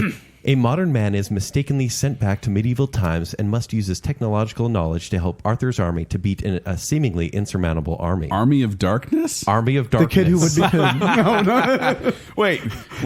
This is classic. Sam Raimi's Army of Darkness. I don't think you understand this. Classic novel adaptation? From Mark Twain's A Connecticut Yankee in King Arthur's Court. Okay. Clever. It is so interesting because I never actually knew this until I started the research. And I was like, wow, that story synopsis is similar, except for instead of Deadites, it was the Catholic Church. That was the bad guys in this one. So yeah, Mark Twain's A Connecticut Yankee in King Arthur's Court to Sam Raimi's Army of Darkness. Nice. I actually like that. All right, next category is the movie that best captured the characters from the book. High Fidelity, written by Nick Hornby in 1995. It's adapted in 2000, so just a couple years later, starring John Cusack. This one's also become a Broadway musical. Yeah, that was a book. Oh, you didn't? Yeah. No. So Nick Hornby is one of my favorites of all time. His comedic timing is I guess. What else has he done? He's done About a Boy, Oh. Fever Pitch. Okay. A Sorry, Long Way Fever Down. Pitch? Yeah, That's Fever one of your Pitch. favorite movies? Actually, the original is pretty good with Colin Firth. It's a soccer movie, actually, and they really? converted it to a crappy Jimmy Fallon movie because that's what we do. That's all I knew. So it's a soccer pitch instead of pitch and baseball. Exactly. Because he's a British author, and so that's just how it is. But the reason I love the movie, I obviously saw well before I ever read the book, but I love top 5 lists. Every time he just has nothing to say or whatever, he's like, top 5 desert island bands, top 5 desert island TV shows, or best breakup songs, or that sort of thing. And he starts going through his 5 biggest breakups, his 5 best relationships. And he goes through and he's having kind of this quarter life crisis where he has to go and reach out to every single one of them and find out why they broke up. And this guy is pathetic. And John Cusack nails the role. Okay. You don't like him in the movie. And it's strange to have a protagonist. You're like, I will never like you. But the writing is so good. It feels relatable. Definitely read this book. So for me, I wanted to put Harry Potter here, but I couldn't put anywhere but favorite juvenile fiction. So I chose kind of an unusual one, but I'll explain my reasons why afterwards. I chose John Steinbeck's Of Mice and Men. Okay. Oh. Really? So, and I chose the 1992 adaptation, not the 1939 adaptation. Is that Gary Sinise? Gary Sinise and John Malkovich. Malkovich play that role, and it's because this is a short novella. This is 187 pages. classic American literature of Mice and Men. If you don't know, two drifters, one a gentle but slow giant, try to make their money working in the field during the Depression so they can fulfill their dreams. So you have George and Lenny. This is a kind of buddy duo. Yeah. And the reason I put it here is because this is one of the ones I remember in high school that our teacher, we read the book and then she showed us the movie. And it was, I don't know if it was the way she did it or the way that the book and the movie actually come with each other, but it really was like, oh, that's exactly what we were just reading. Like we'd see clips that we read about in the novel. Just as heartbreaking. And then I went through, for the research here, I did go through and watch the clips of the 1939. It's got Burgess Meredith is George, and then who's he? He's Mickey from Rocky. You gotta fight Rocky. Penguin. Yeah, Penguin, and the old Batman series. And then Lon Chaney Jr. is Lenny, and so like he's the big brute guy. And it was actually pretty good. So I was like, man, maybe this novel lends itself well. But both times I was like, yeah, this actually kind of works with the characters. Okay, it's a very thoughtful choice. Thank you. Mine, I was actually it turned on the TV in my hotel room this afternoon, and it was on. Oh, and so I watched it. It has Cary Elwes, Sam Neill, Jason Scott Lee, John Cleese. Oh, a fish Jungle Book. Lena Headey. Rudyard Kipling's Jungle Book. Yeah. No, I'm just kidding. It's not that one. I was like, that's a little different. That was horrible. It was a horrible adaptation of the Jungle You Book. just wanted to throw in a little stinger? I did, because it's one of Disney's first adaptations to live action. And it was very bad. I think it's better than the new one. But mine is actually The Jungle Cruise? Mowgli, Legend of the Jungle. Oh, which is directed by Andy Serkis. Yeah, it came out 2 years ago. Yes. It was Netflix release? Mm-hmm. Yes, it was actually Andy Never saw Serkis' first directorial movie, but then it got held up with production, CGI. It still needs work on CGI. And then it got sold to Netflix, and it came out after his others. So, but the plot, again, there's issues with the movie. It's not the best movie, but it's the best adaptation of the characters, which is, Mowgli, Baloo, Bagheera. It really captures what Rudyard Kipling had with, the wise old bear, not what Disney did. So, right. Yeah. I still like the Disney one. It is good. It's fun. It's good Disney for what one? it The is. book, yeah, but it's yeah. it's The not new the Disney book. one? No, the original 1970s Disney Oh, one. yeah. All right, the next category is going to be the movie that was so good that you had to read the book. I like this as a category. Jurassic Park. I actually didn't read this book before I saw the movie. I don't think any of us did. In 8th grade, I remember in 8th grade, a girl did a book report on Jurassic Park. It was probably Ken dressed up as a girl. I did 7 book reports. His teachers got sick of him at his school, so he had to go to a bunch of other started schools. selling them to other schools. Yeah. And I was like, that sounds like a dumb movie. I mean, a dumb book. So I didn't read it. And then I saw the movie, saw it again. We went snuck into several viewings in the Dollar Theater, and then I read it, and that kicked off a Michael Crichton spree of me reading every book before, To varying quality. Sphere was so good in the book, and then I watched the movie, and I'm like, not good. Congo was so bad. Congo was so bad too. Yes, I was so excited for Congo back in the day. And then all of a sudden you get to Disclosure, and you're like, wait, this isn't sci-fi. Yeah, and this is adult. This is way more than That's the A word in it, for sure. It does, yeah. All right, so this rebels. is where I went with Fellowship of the Ring. Okay. So I saw Fellowship of the Ring like 6 months after it came out. I just got back from an LDS mission, and it was one of the first movies I saw, and I said, holy cow, I did not expect anything like that. It was absolutely amazing. I didn't think fantasy could be good after the post-1980s realm, and that movie was amazing. Granted, it left you hanging. And a lot of people were upset by that, but I said... I think it stops mid-sentence. Yeah, I'm pretty basically. sure. And so I immediately started reading the book. This is one of those where I watched each movie, and then I read the books right after, because I didn't want the experience to be spoiled, which is funny because the books give you the full experience. Yes. But I want to see it on the screen for the first time. But that is when I started reading those, and I feel like I would have never read those books after. Yeah. And actually, same thing with The Hobbit. I didn't start reading The Hobbit till after I saw the movie. I read The Hobbit as a kid, and I loved it, and I tried to start Lord of the Rings as a kid, and I couldn't. It was too deep, and it took me till college to read it again before the movies came out, but read it and loved it. So I chose Ready Player One by Ernest Cline. This is one of those books that everyone kept saying, because this came out in 2011. People kept saying, Joel, you got to read this. Joel, you got to read this. Yeah. Joel, you're going to love it. You're going to love it. And I was like, yeah. I got tons of other friends' books I got to read first. And then when the movie came out, I was like, I'm just going to watch the movie first. Because like you said, it's not going to spoil the book for me. People told me it's completely different. And I really enjoyed the movie. Like I was like, this is a fun throwback type movie. I should probably read the book. And if you don't know, it's about a virtual reality world where the creator of the virtual reality world has created a hidden Easter egg to inherit his fortune to whoever finds it. Now, Did you like the movie a lot? I did. Yeah? Well, it's because it's nostalgia-fueled fun. Okay. Like, it's not like a deep, amazing movie, but like I watched it, I'm like, I'm having so much fun right now. I think this is one of those where if you read the book, you'd be a little, really disappointed in the movie. That's why you should watch the movie first. Other than the Shining aspect, because it's less 1980s, which that is the only part of the book, really. Right. And this is like, Fortnite is pretty cool and Overwatch is pretty cool, right, guys? There's barely anything in it. Still. So then I read the book, and they have and I understand why they had to change it, because you can't really in a movie have someone reciting lines from war games, Yeah, for or the millennials. Monty Python and the Yeah. Holy Grail. Right. They're not going to get that as much, and it's not good cinema to sit there and be like, I have to quote this line exactly right and say it exactly right. So I understand why they made the changes, but I really did end up liking the book a lot, and this is when I actually did physically sit down and read. It wasn't an audiobook. But Ready Player One was a fun book. If you like 80s fueled nostalgia, read the book. Even if you didn't like the movie, go ahead and read the book. All right, our next category is going to be the hipster book to movie adaptation.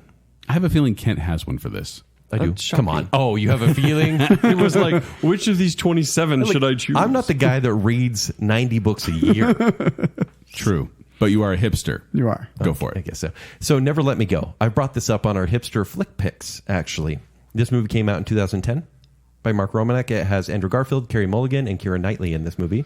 This is really hipster. I told you to watch this movie, and you clearly did. Yeah. Totally, we all watched it. So the book, Never Let Me Go, came out in 2005. The author is Kazuo Ishiguro. I don't want to say too much because it is built on a twist, but it's such a heartbreaking story as well. Basically, it's these kids that go to a boarding school, and it seems almost dystopian, but it doesn't have any of those tropes that we know from young adult fiction because this is a very adult book. And so they are not allowed to go outside the school grounds, have very little contact. They do get a rumspringa at some point. Which is, He pointed at Jacob when I he said pointed that. right at Jake. And then they find out what their actual meaning of their life is meant to be Because of Rumspringa? because of Rumspringa. And it is It always saves it is a everyone. heartbreaking book that Just like my mom always utilizes said. science fiction, but in a very, very subtle way.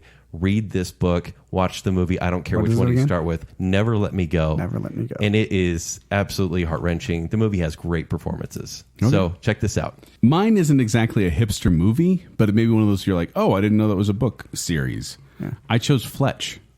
I didn't know that was a book I series. didn't know that was a book series. So I ran across these, I think, when I was working at the library at BYU. It's by Gregory MacDonald. He wrote books from 1974 to 1994. There's 11 books. They're all really quick reads, like 200 pages around there. And it's all about a character, Irwin M. Fletcher, who's a newspaper journalist, and he gets kind of caught up in all these different schemes. Like in the first one, he's a millionaire asks Fletch to kill him, even though he's a healthy guy. And so Fletch tries to figure out, why is this guy asking me to kill him? But that's Isn't that the first movie? That's the movie too. Oh, yeah. And Fletch Lives has nothing to do with. There's no books that have to do with that. Is it as funny as the movies? And that's what I was going to say. The reason I bring these up, and these are PG-13, but they are like, when I read these books, it was amazing because I could see Chevy Chase as Fletch in these roles, and like they're quick-witted, they're fun, they're mysteries. Like I said, really quick reads. And there's 11 books. I have not read all the books. I've read 3, 4, 5, somewhere around there. Okay. But I just kind of burned through them because I'm like, these are really fun to do. And they've tried a couple of times. There's one called Fletch 1, and it's WON, but it's a prequel to the other ones of kind of Fletch getting his start. And they've tried to adapt that a number of times with Kevin Smith directing. And they've also tried to get Jason Lee, Ben Affleck, Zach Braff, Jason Sudeikis. They keep trying to do these movies with these different people, but they've never quite got off the ground to relaunch the Fletch series. But they're fun reads. If you have a chance, I recommend going to read those if you like quick mystery comedy novels. Mine isn't so much a hipster book. In fact, he's a very popular novelist. You'd see him in airport bookstores all the time. It's written by Dean Koontz, and it's Odd Thomas. It's a hipster movie because it's hard to find. Yes. We know that movie. Ken loves that movie. Anton Yelchin. It's so good. It's so Anton good. Yelchin. It's basically Sixth Sense grown up, but I don't know this one. The book actually Really? made me cry. Oh, it's a solid movie. and the book series is great. And so it's sad that the movie got stuck in development or release. I don't know. The studio really messed Yes. with the release. They didn't put any money into it because there are creatures in it that you watch and you go, that's kind of laughable. Yeah. But the story itself is actually it's good. And even it's a with great thriller. even with the bad CGI, it was still a good movie to watch. And Anton Yelchin, obviously. Yeah. Like, yeah. And so, and now it's like, well, he passed away. Right. Yeah. And so I'm glad that they didn't, because it's like, it's a good look at Anton Yelchin and it's a really role. quick read as well. Yes. So yes. But, great but choice. a good series to follow if you want some good, fun thriller mysteries. So Cool. All right, next category is going to be the movie isn't faithful to the book, but you're really happy about that. mine is How to Train Your Dragon by you just made Cressida Kent Cowell. so happy. Yeah, you did. Kent's This- so happy. I love the book series, which is read by David Tennant. Oh, he does okay. a great job reading the Even series. better. But the books are nothing. The only thing that's the same between the book and the movie are the names of the characters, and not even those. Astrid, her name is Kamikaze in the book. Otherwise, everything else is different. Toothless is the small, tiny little dragon, like the size of a squirrel. The whole series? Yeah, Wow. and It'd be really hard for Hiccup Feels to like write. the on. whole plot is different. Sorry, buddy. And it's almost like the movie should have been a prequel to what the books are, because the books, they already have dragons as part of their society. They're already training them, and Hiccup, is training this really small dragon while the others are training big ones. And so, but it's again, great movie, one of Kent's favorites. Yeah. Love it. And the book's really good too. Cressida Cowell even says, like, I knew the movie wasn't going to be the same as the book, but that's okay. It's a different medium. I know that they're going to change things. They changed everything, but Okay. she loves them. And so if the author loves the movies too, it's good. That's pretty So, rare when an yeah. author is like, yeah, you changed all my work. But she does a great. It's Yeah. great, and David Tennant, great reader. Yeah. So.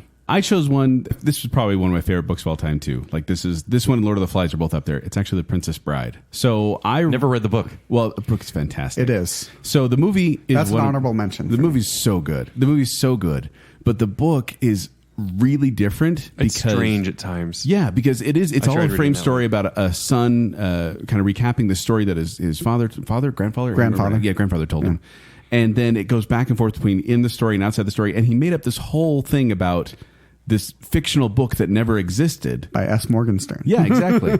And then It feels like a Wes Anderson sort of thing. it's a Where little, it's like it's very four layers meta. deep Yeah. from the very beginning. but you get backstories on Fezzik, you get backstories on Vincini, you get backstories on Inigo Montoya.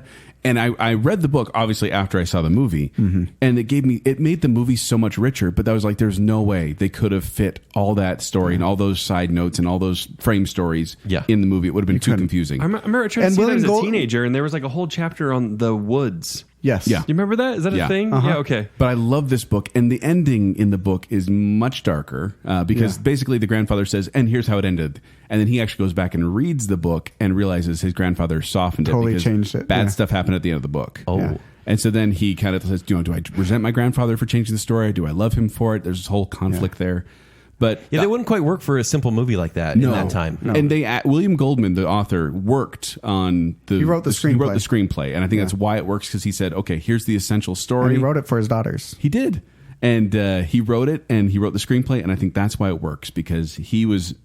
I mean, like we said, screenwriting and novel writing are very different. Yeah. But he knew what he wanted to say and was able to. Rob Reiner was able to bring it to life. If you do want to read a book about The Princess Bride, As You Wish by Carrie Elwes, he reads the audiobook. It's about the making of the movie. Great book. Okay. Yeah. So yeah, Princess Bride. If you haven't read it, highly recommend reading. Yes. So for my choice, I'm going to upset Joel real quick. Nice. I could go with The Shining, but I'm Finally. going to go with Stephen King's The Mist. The Mist. This is not faithful to the book, and I'm very happy about it because it went from it's a short story. He just knows whenever he brings up that movie, I get It was upset. in the short story collection Skeleton Crew. So it was just a novella. It's 134 pages. Stephen King wrote this in 1985, and it's all about just kind of like the movie. It's these people in a grocery store, and there's good people, bad people, very religious, very non-believers inside, and it's a very like groupthink sort of movie. And like following mob mentality and being afraid of the Lovecraftian monsters that are outside. So in the book, they kind of just drive out into the mist and it just kind of dwindles. It goes nowhere and it becomes a very forgettable novella. Typical Stephen King stuff where Yeah. the ending goes, Yeah, exactly. Yeah. You didn't have a plan, did you?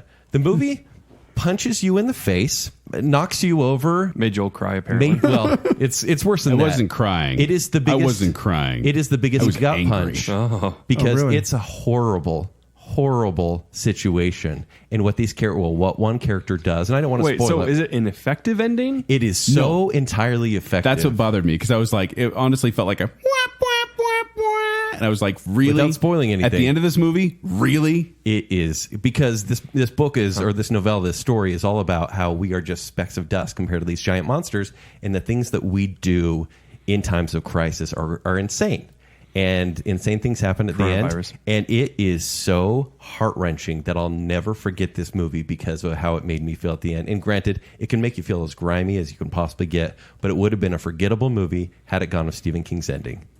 I'll leave it there. Forgettable movie. Okay. It's great, actually. The monsters are You've never freaking forgotten awesome. it. Next category is the most overrated book to movie adaptation. It shouldn't be a surprise that I'm going to pick Twilight because I'm picking Twilight.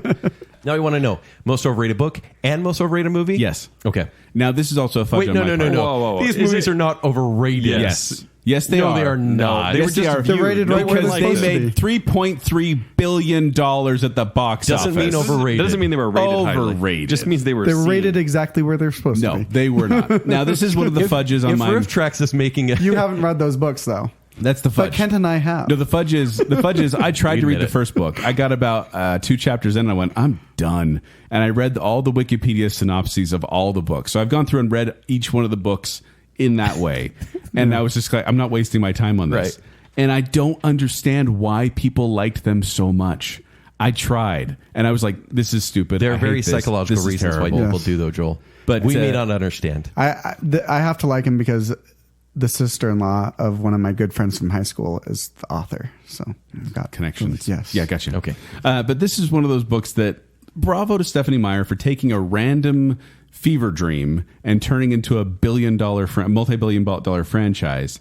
But I just cannot. That's the best get part of behind this these whole movies. thing. That's the best part of everything here. I really Maybe cannot it's get the it. only good part of everything here. Wait, the fever dream aspect? No, the fact that she it was like this dream she had. She was like, oh, that's a cool feeling. Let me write about that. And Yeah. then it That's turned what she into wanted. this. She wrote Yeah. the first novel It's crazy. in 3 months, from dream to when she completed the novel. 3 Great. months. And by the way, if you guys don't realize, that is lightning. That is very Yeah. fast. It's crazy fast. Yeah, Jacob, I was going to say the only one that's written a novel in the room, unless Drew has. No, I have not written Yeah. a novel. It takes a lot of time. Yeah, it It's takes a lot of work. time.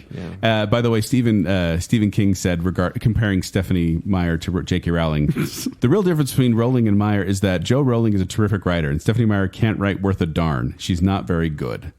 And then a quote from Robin Brown says, Harry Potter is about confronting fears, finding inner strength, and doing what is right in the face of adversity. Twilight is about how important it is to have a boyfriend. Do you know what's nice, though?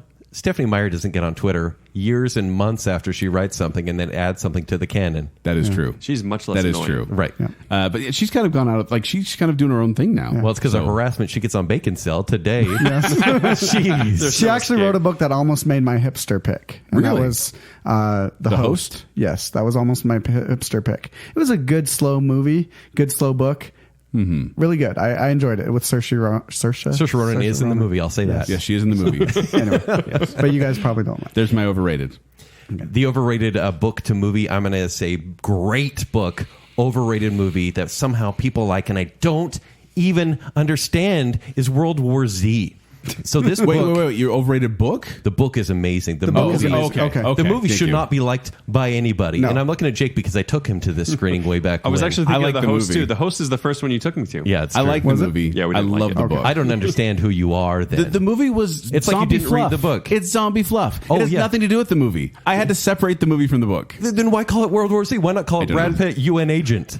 This is the one it ended, and I turned to Kent, and I'm like, because I break the rule before you get to the car, I'm like, well, that was better than I expected. And he glared at me. Glared at me. And he was like, was so good. are you crazy? And I'm like, oh, come on, man. Name a better zombie movie. And he said, quote, all of them.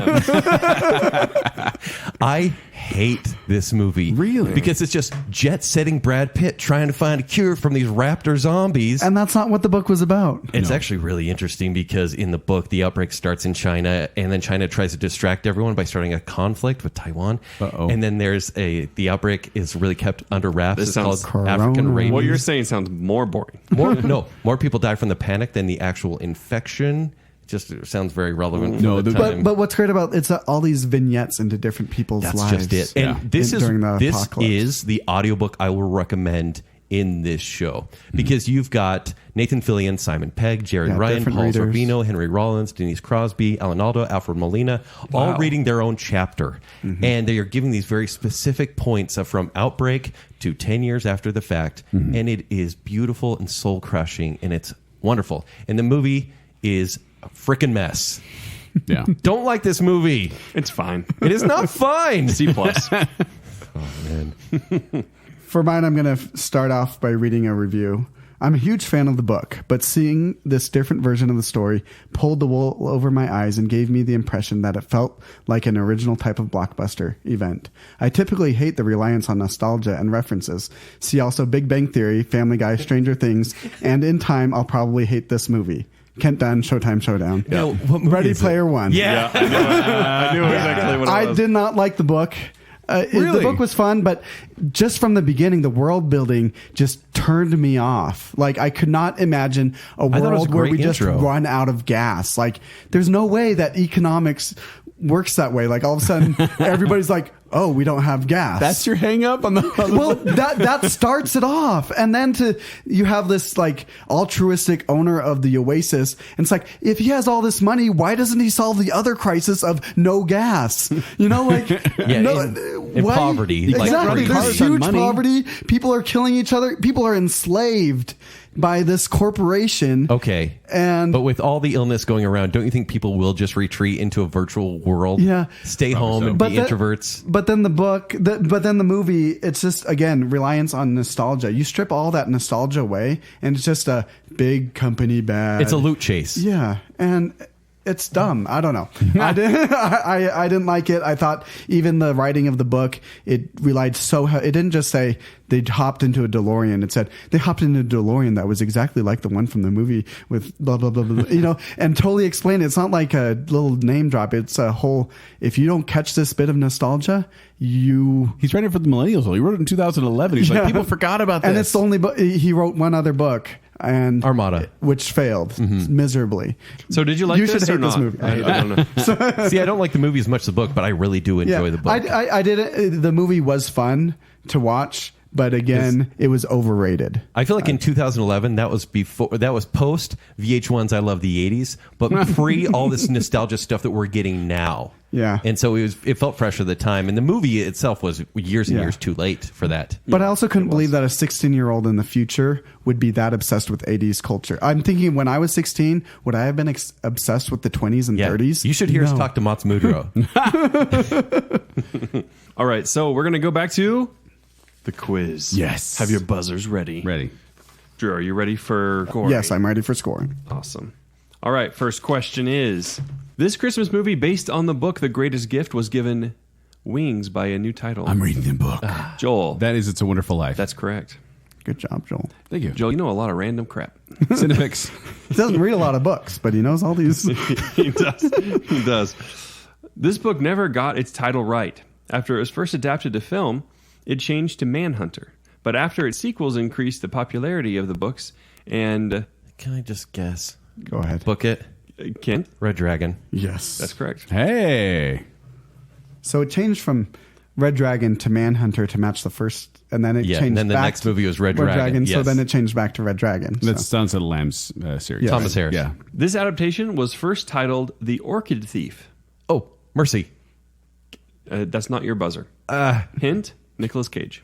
This adaptation. Book it. Adaptation. Thanks, Drew. Come on.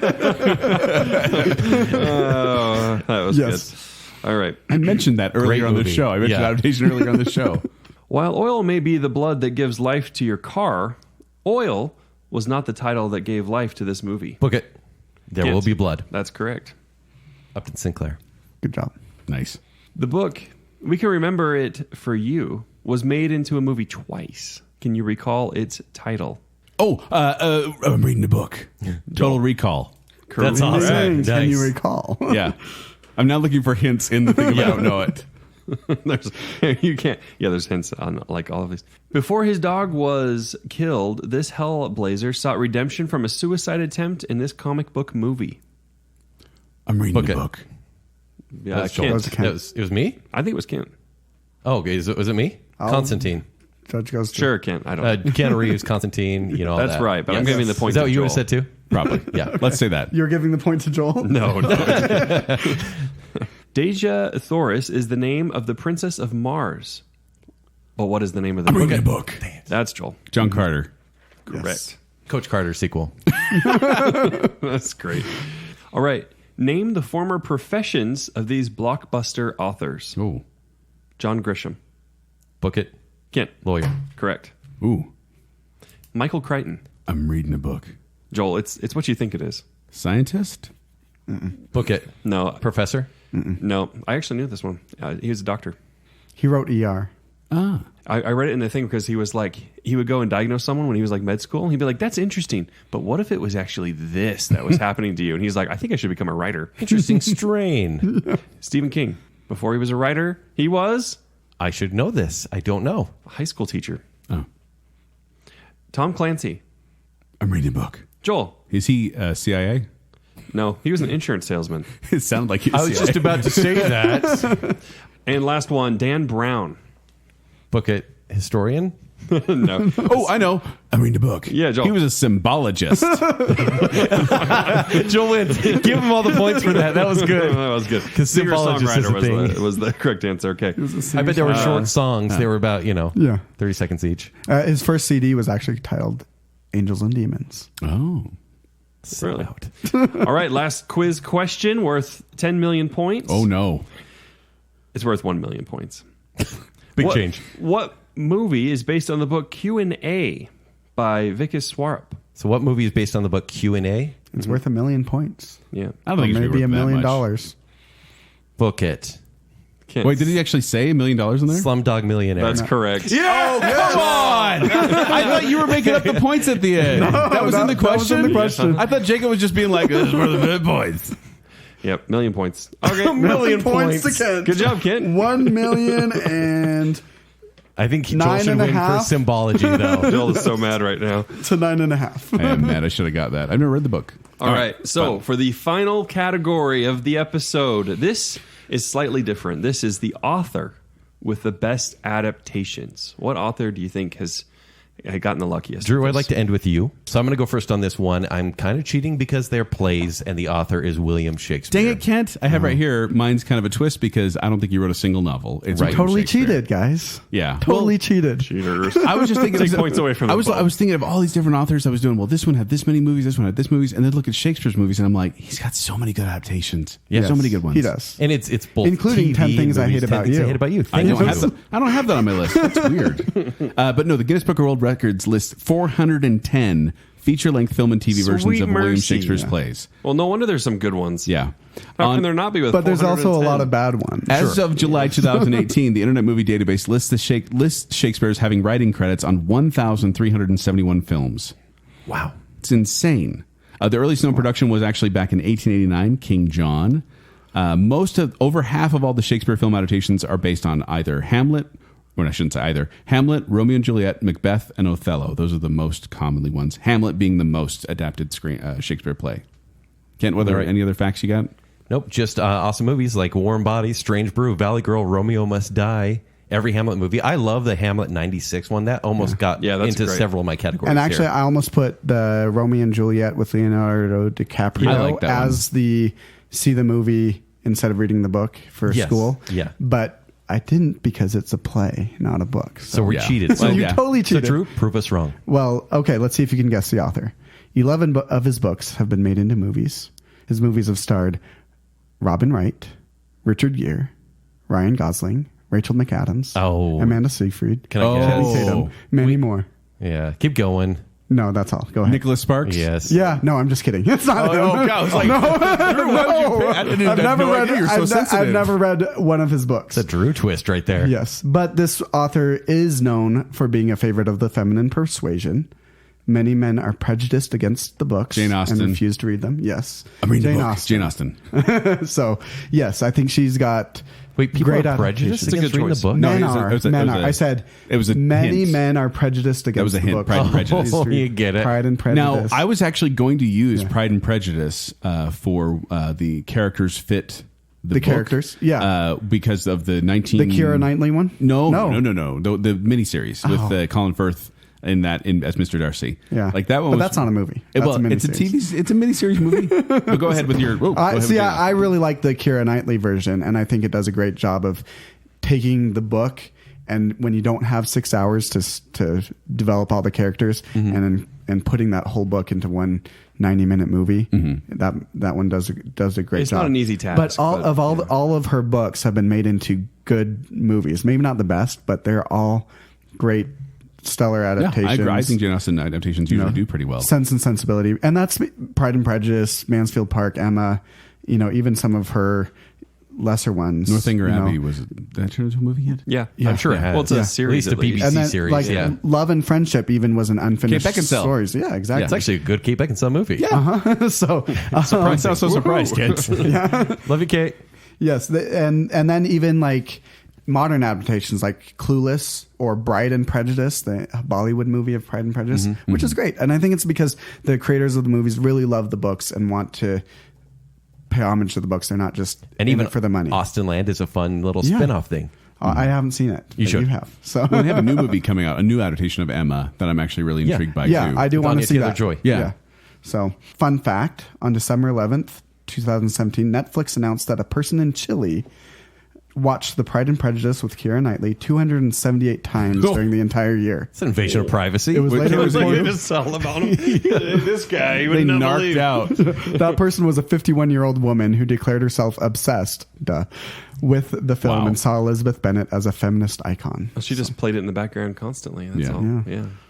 No, it's a great choice. Crazy. Yeah. Jane Austen, you're exactly right. Jane Austen is one of those authors that when they adapt her works, it's usually pretty spot on what she did. Yes. And even the twists on them, like when you get like a Clueless or something like that, it's like, well, still you can see the fingerprints here of Jane Austen. My wife actually played the BBC version of Pride and Prejudice so many times. I could quote like huge lengths of it because it was in the background constantly for the first Save few for a years of Bacon marriage. bit. The BBC version was actually the reason why I started reading Jane Austen. Some friends from college invited me over to watch it. It's an I was the impressive- only guy in it's the room impressive. watching it, and it was great. Yeah. And All so I 6 started- hours? Yeah. Yes. Well, not all in one sitting. We did You it get a over. Snuggie for that. Yes.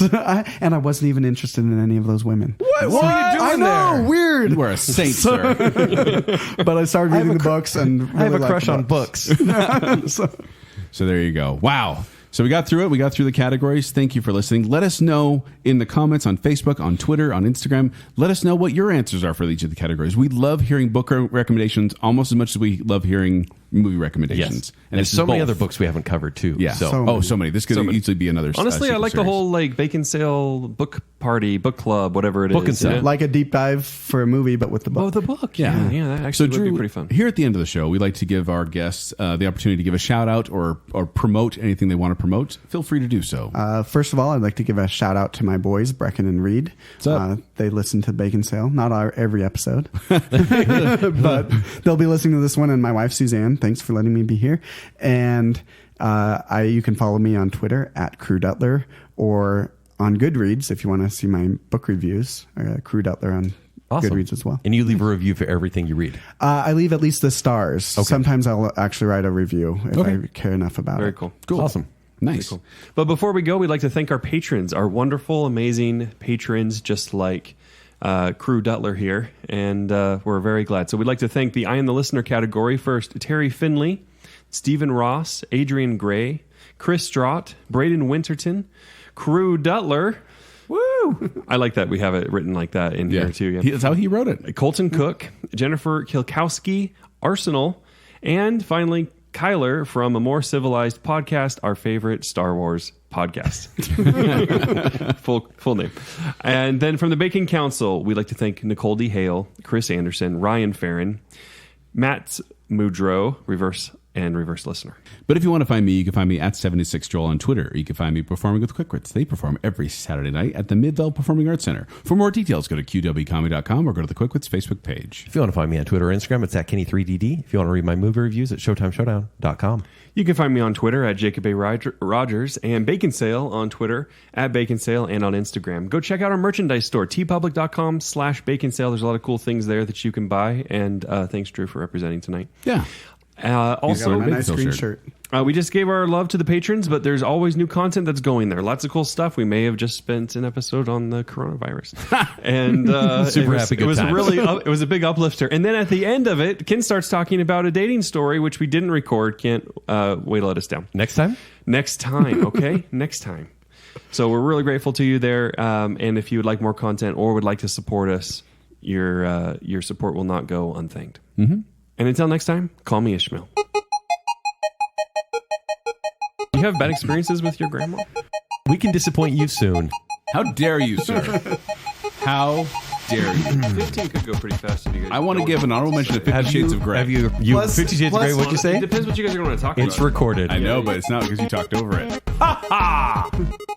We have, Ken. We have gone without No, arguing. we haven't. Yes, we have. No, we haven't. That's sinning, but okay. It's like the Superman of France. They had them all We have over. a shared childhood experience. It's finally Oh my happened. gosh. Not with coronavirus. No, we can't touch anymore. Jake. Putting that on my list. I'm Maria. Come over here. I get blamed for so much Ken stuff. I get credit for a lot of Joel stuff. Being an idiot is no box of chocolates. If you have Paris Hilton cameoing in your children's movie, you got to wonder where your priority Or when because the military is evil. You know we have a guy with the Air Force in the room. This guy does his research. Wow. That's funny. Now I'm scared. Well, can we have Corona? When's the singing start? He's like the Dan Brown of the 80s and 90s. Kingdom of the Crystal Skull. What's happening here? he doesn't seem like an astrobotanist. The pacing is nearly perfect and makes the long movie feel short. B. Kent Dunn. Showtime Showdown. Look. It's a fine movie. I just like the book a lot more. That's high praise. I know. Ken Dunn, yeah. Good job, buddy. Read some books. Call him by his Dr. Seuss name. I'm reading the book. That's so long. He always does. the book. But Don't you ever interrupt me when I'm reading the book. Village of the Darned. instead of Deadites, it was the Catholic Church. Fortnite is pretty cool, and Overwatch is pretty cool, right, guys? Because of Rumspringa? Because of Rumspringa. The movie punches you in the face, knocks you over. Then why call it World War Z? Why not call it Brad Pitt, UN Agent? Name a better zombie movie. And he said, quote, all of them. Thank you. Joel, you know a lot of random crap. Nope. No, that's a stupid guess. Can you get... And I wasn't even interested in any of those women. What are you doing I know, there? weird. You are a saint, sir. I have a like crush on books. books. Slytherin. What? You're talking in parcel tongue. No, you don't actually say parcel tongue when you speak parcel tongue. Maybe you speak Parseltongue because you're a Slytherin. I actually said it in snake voice. You just heard Parseltongue. It's not. What'd you say? What about my mom? You speak parcel tongue?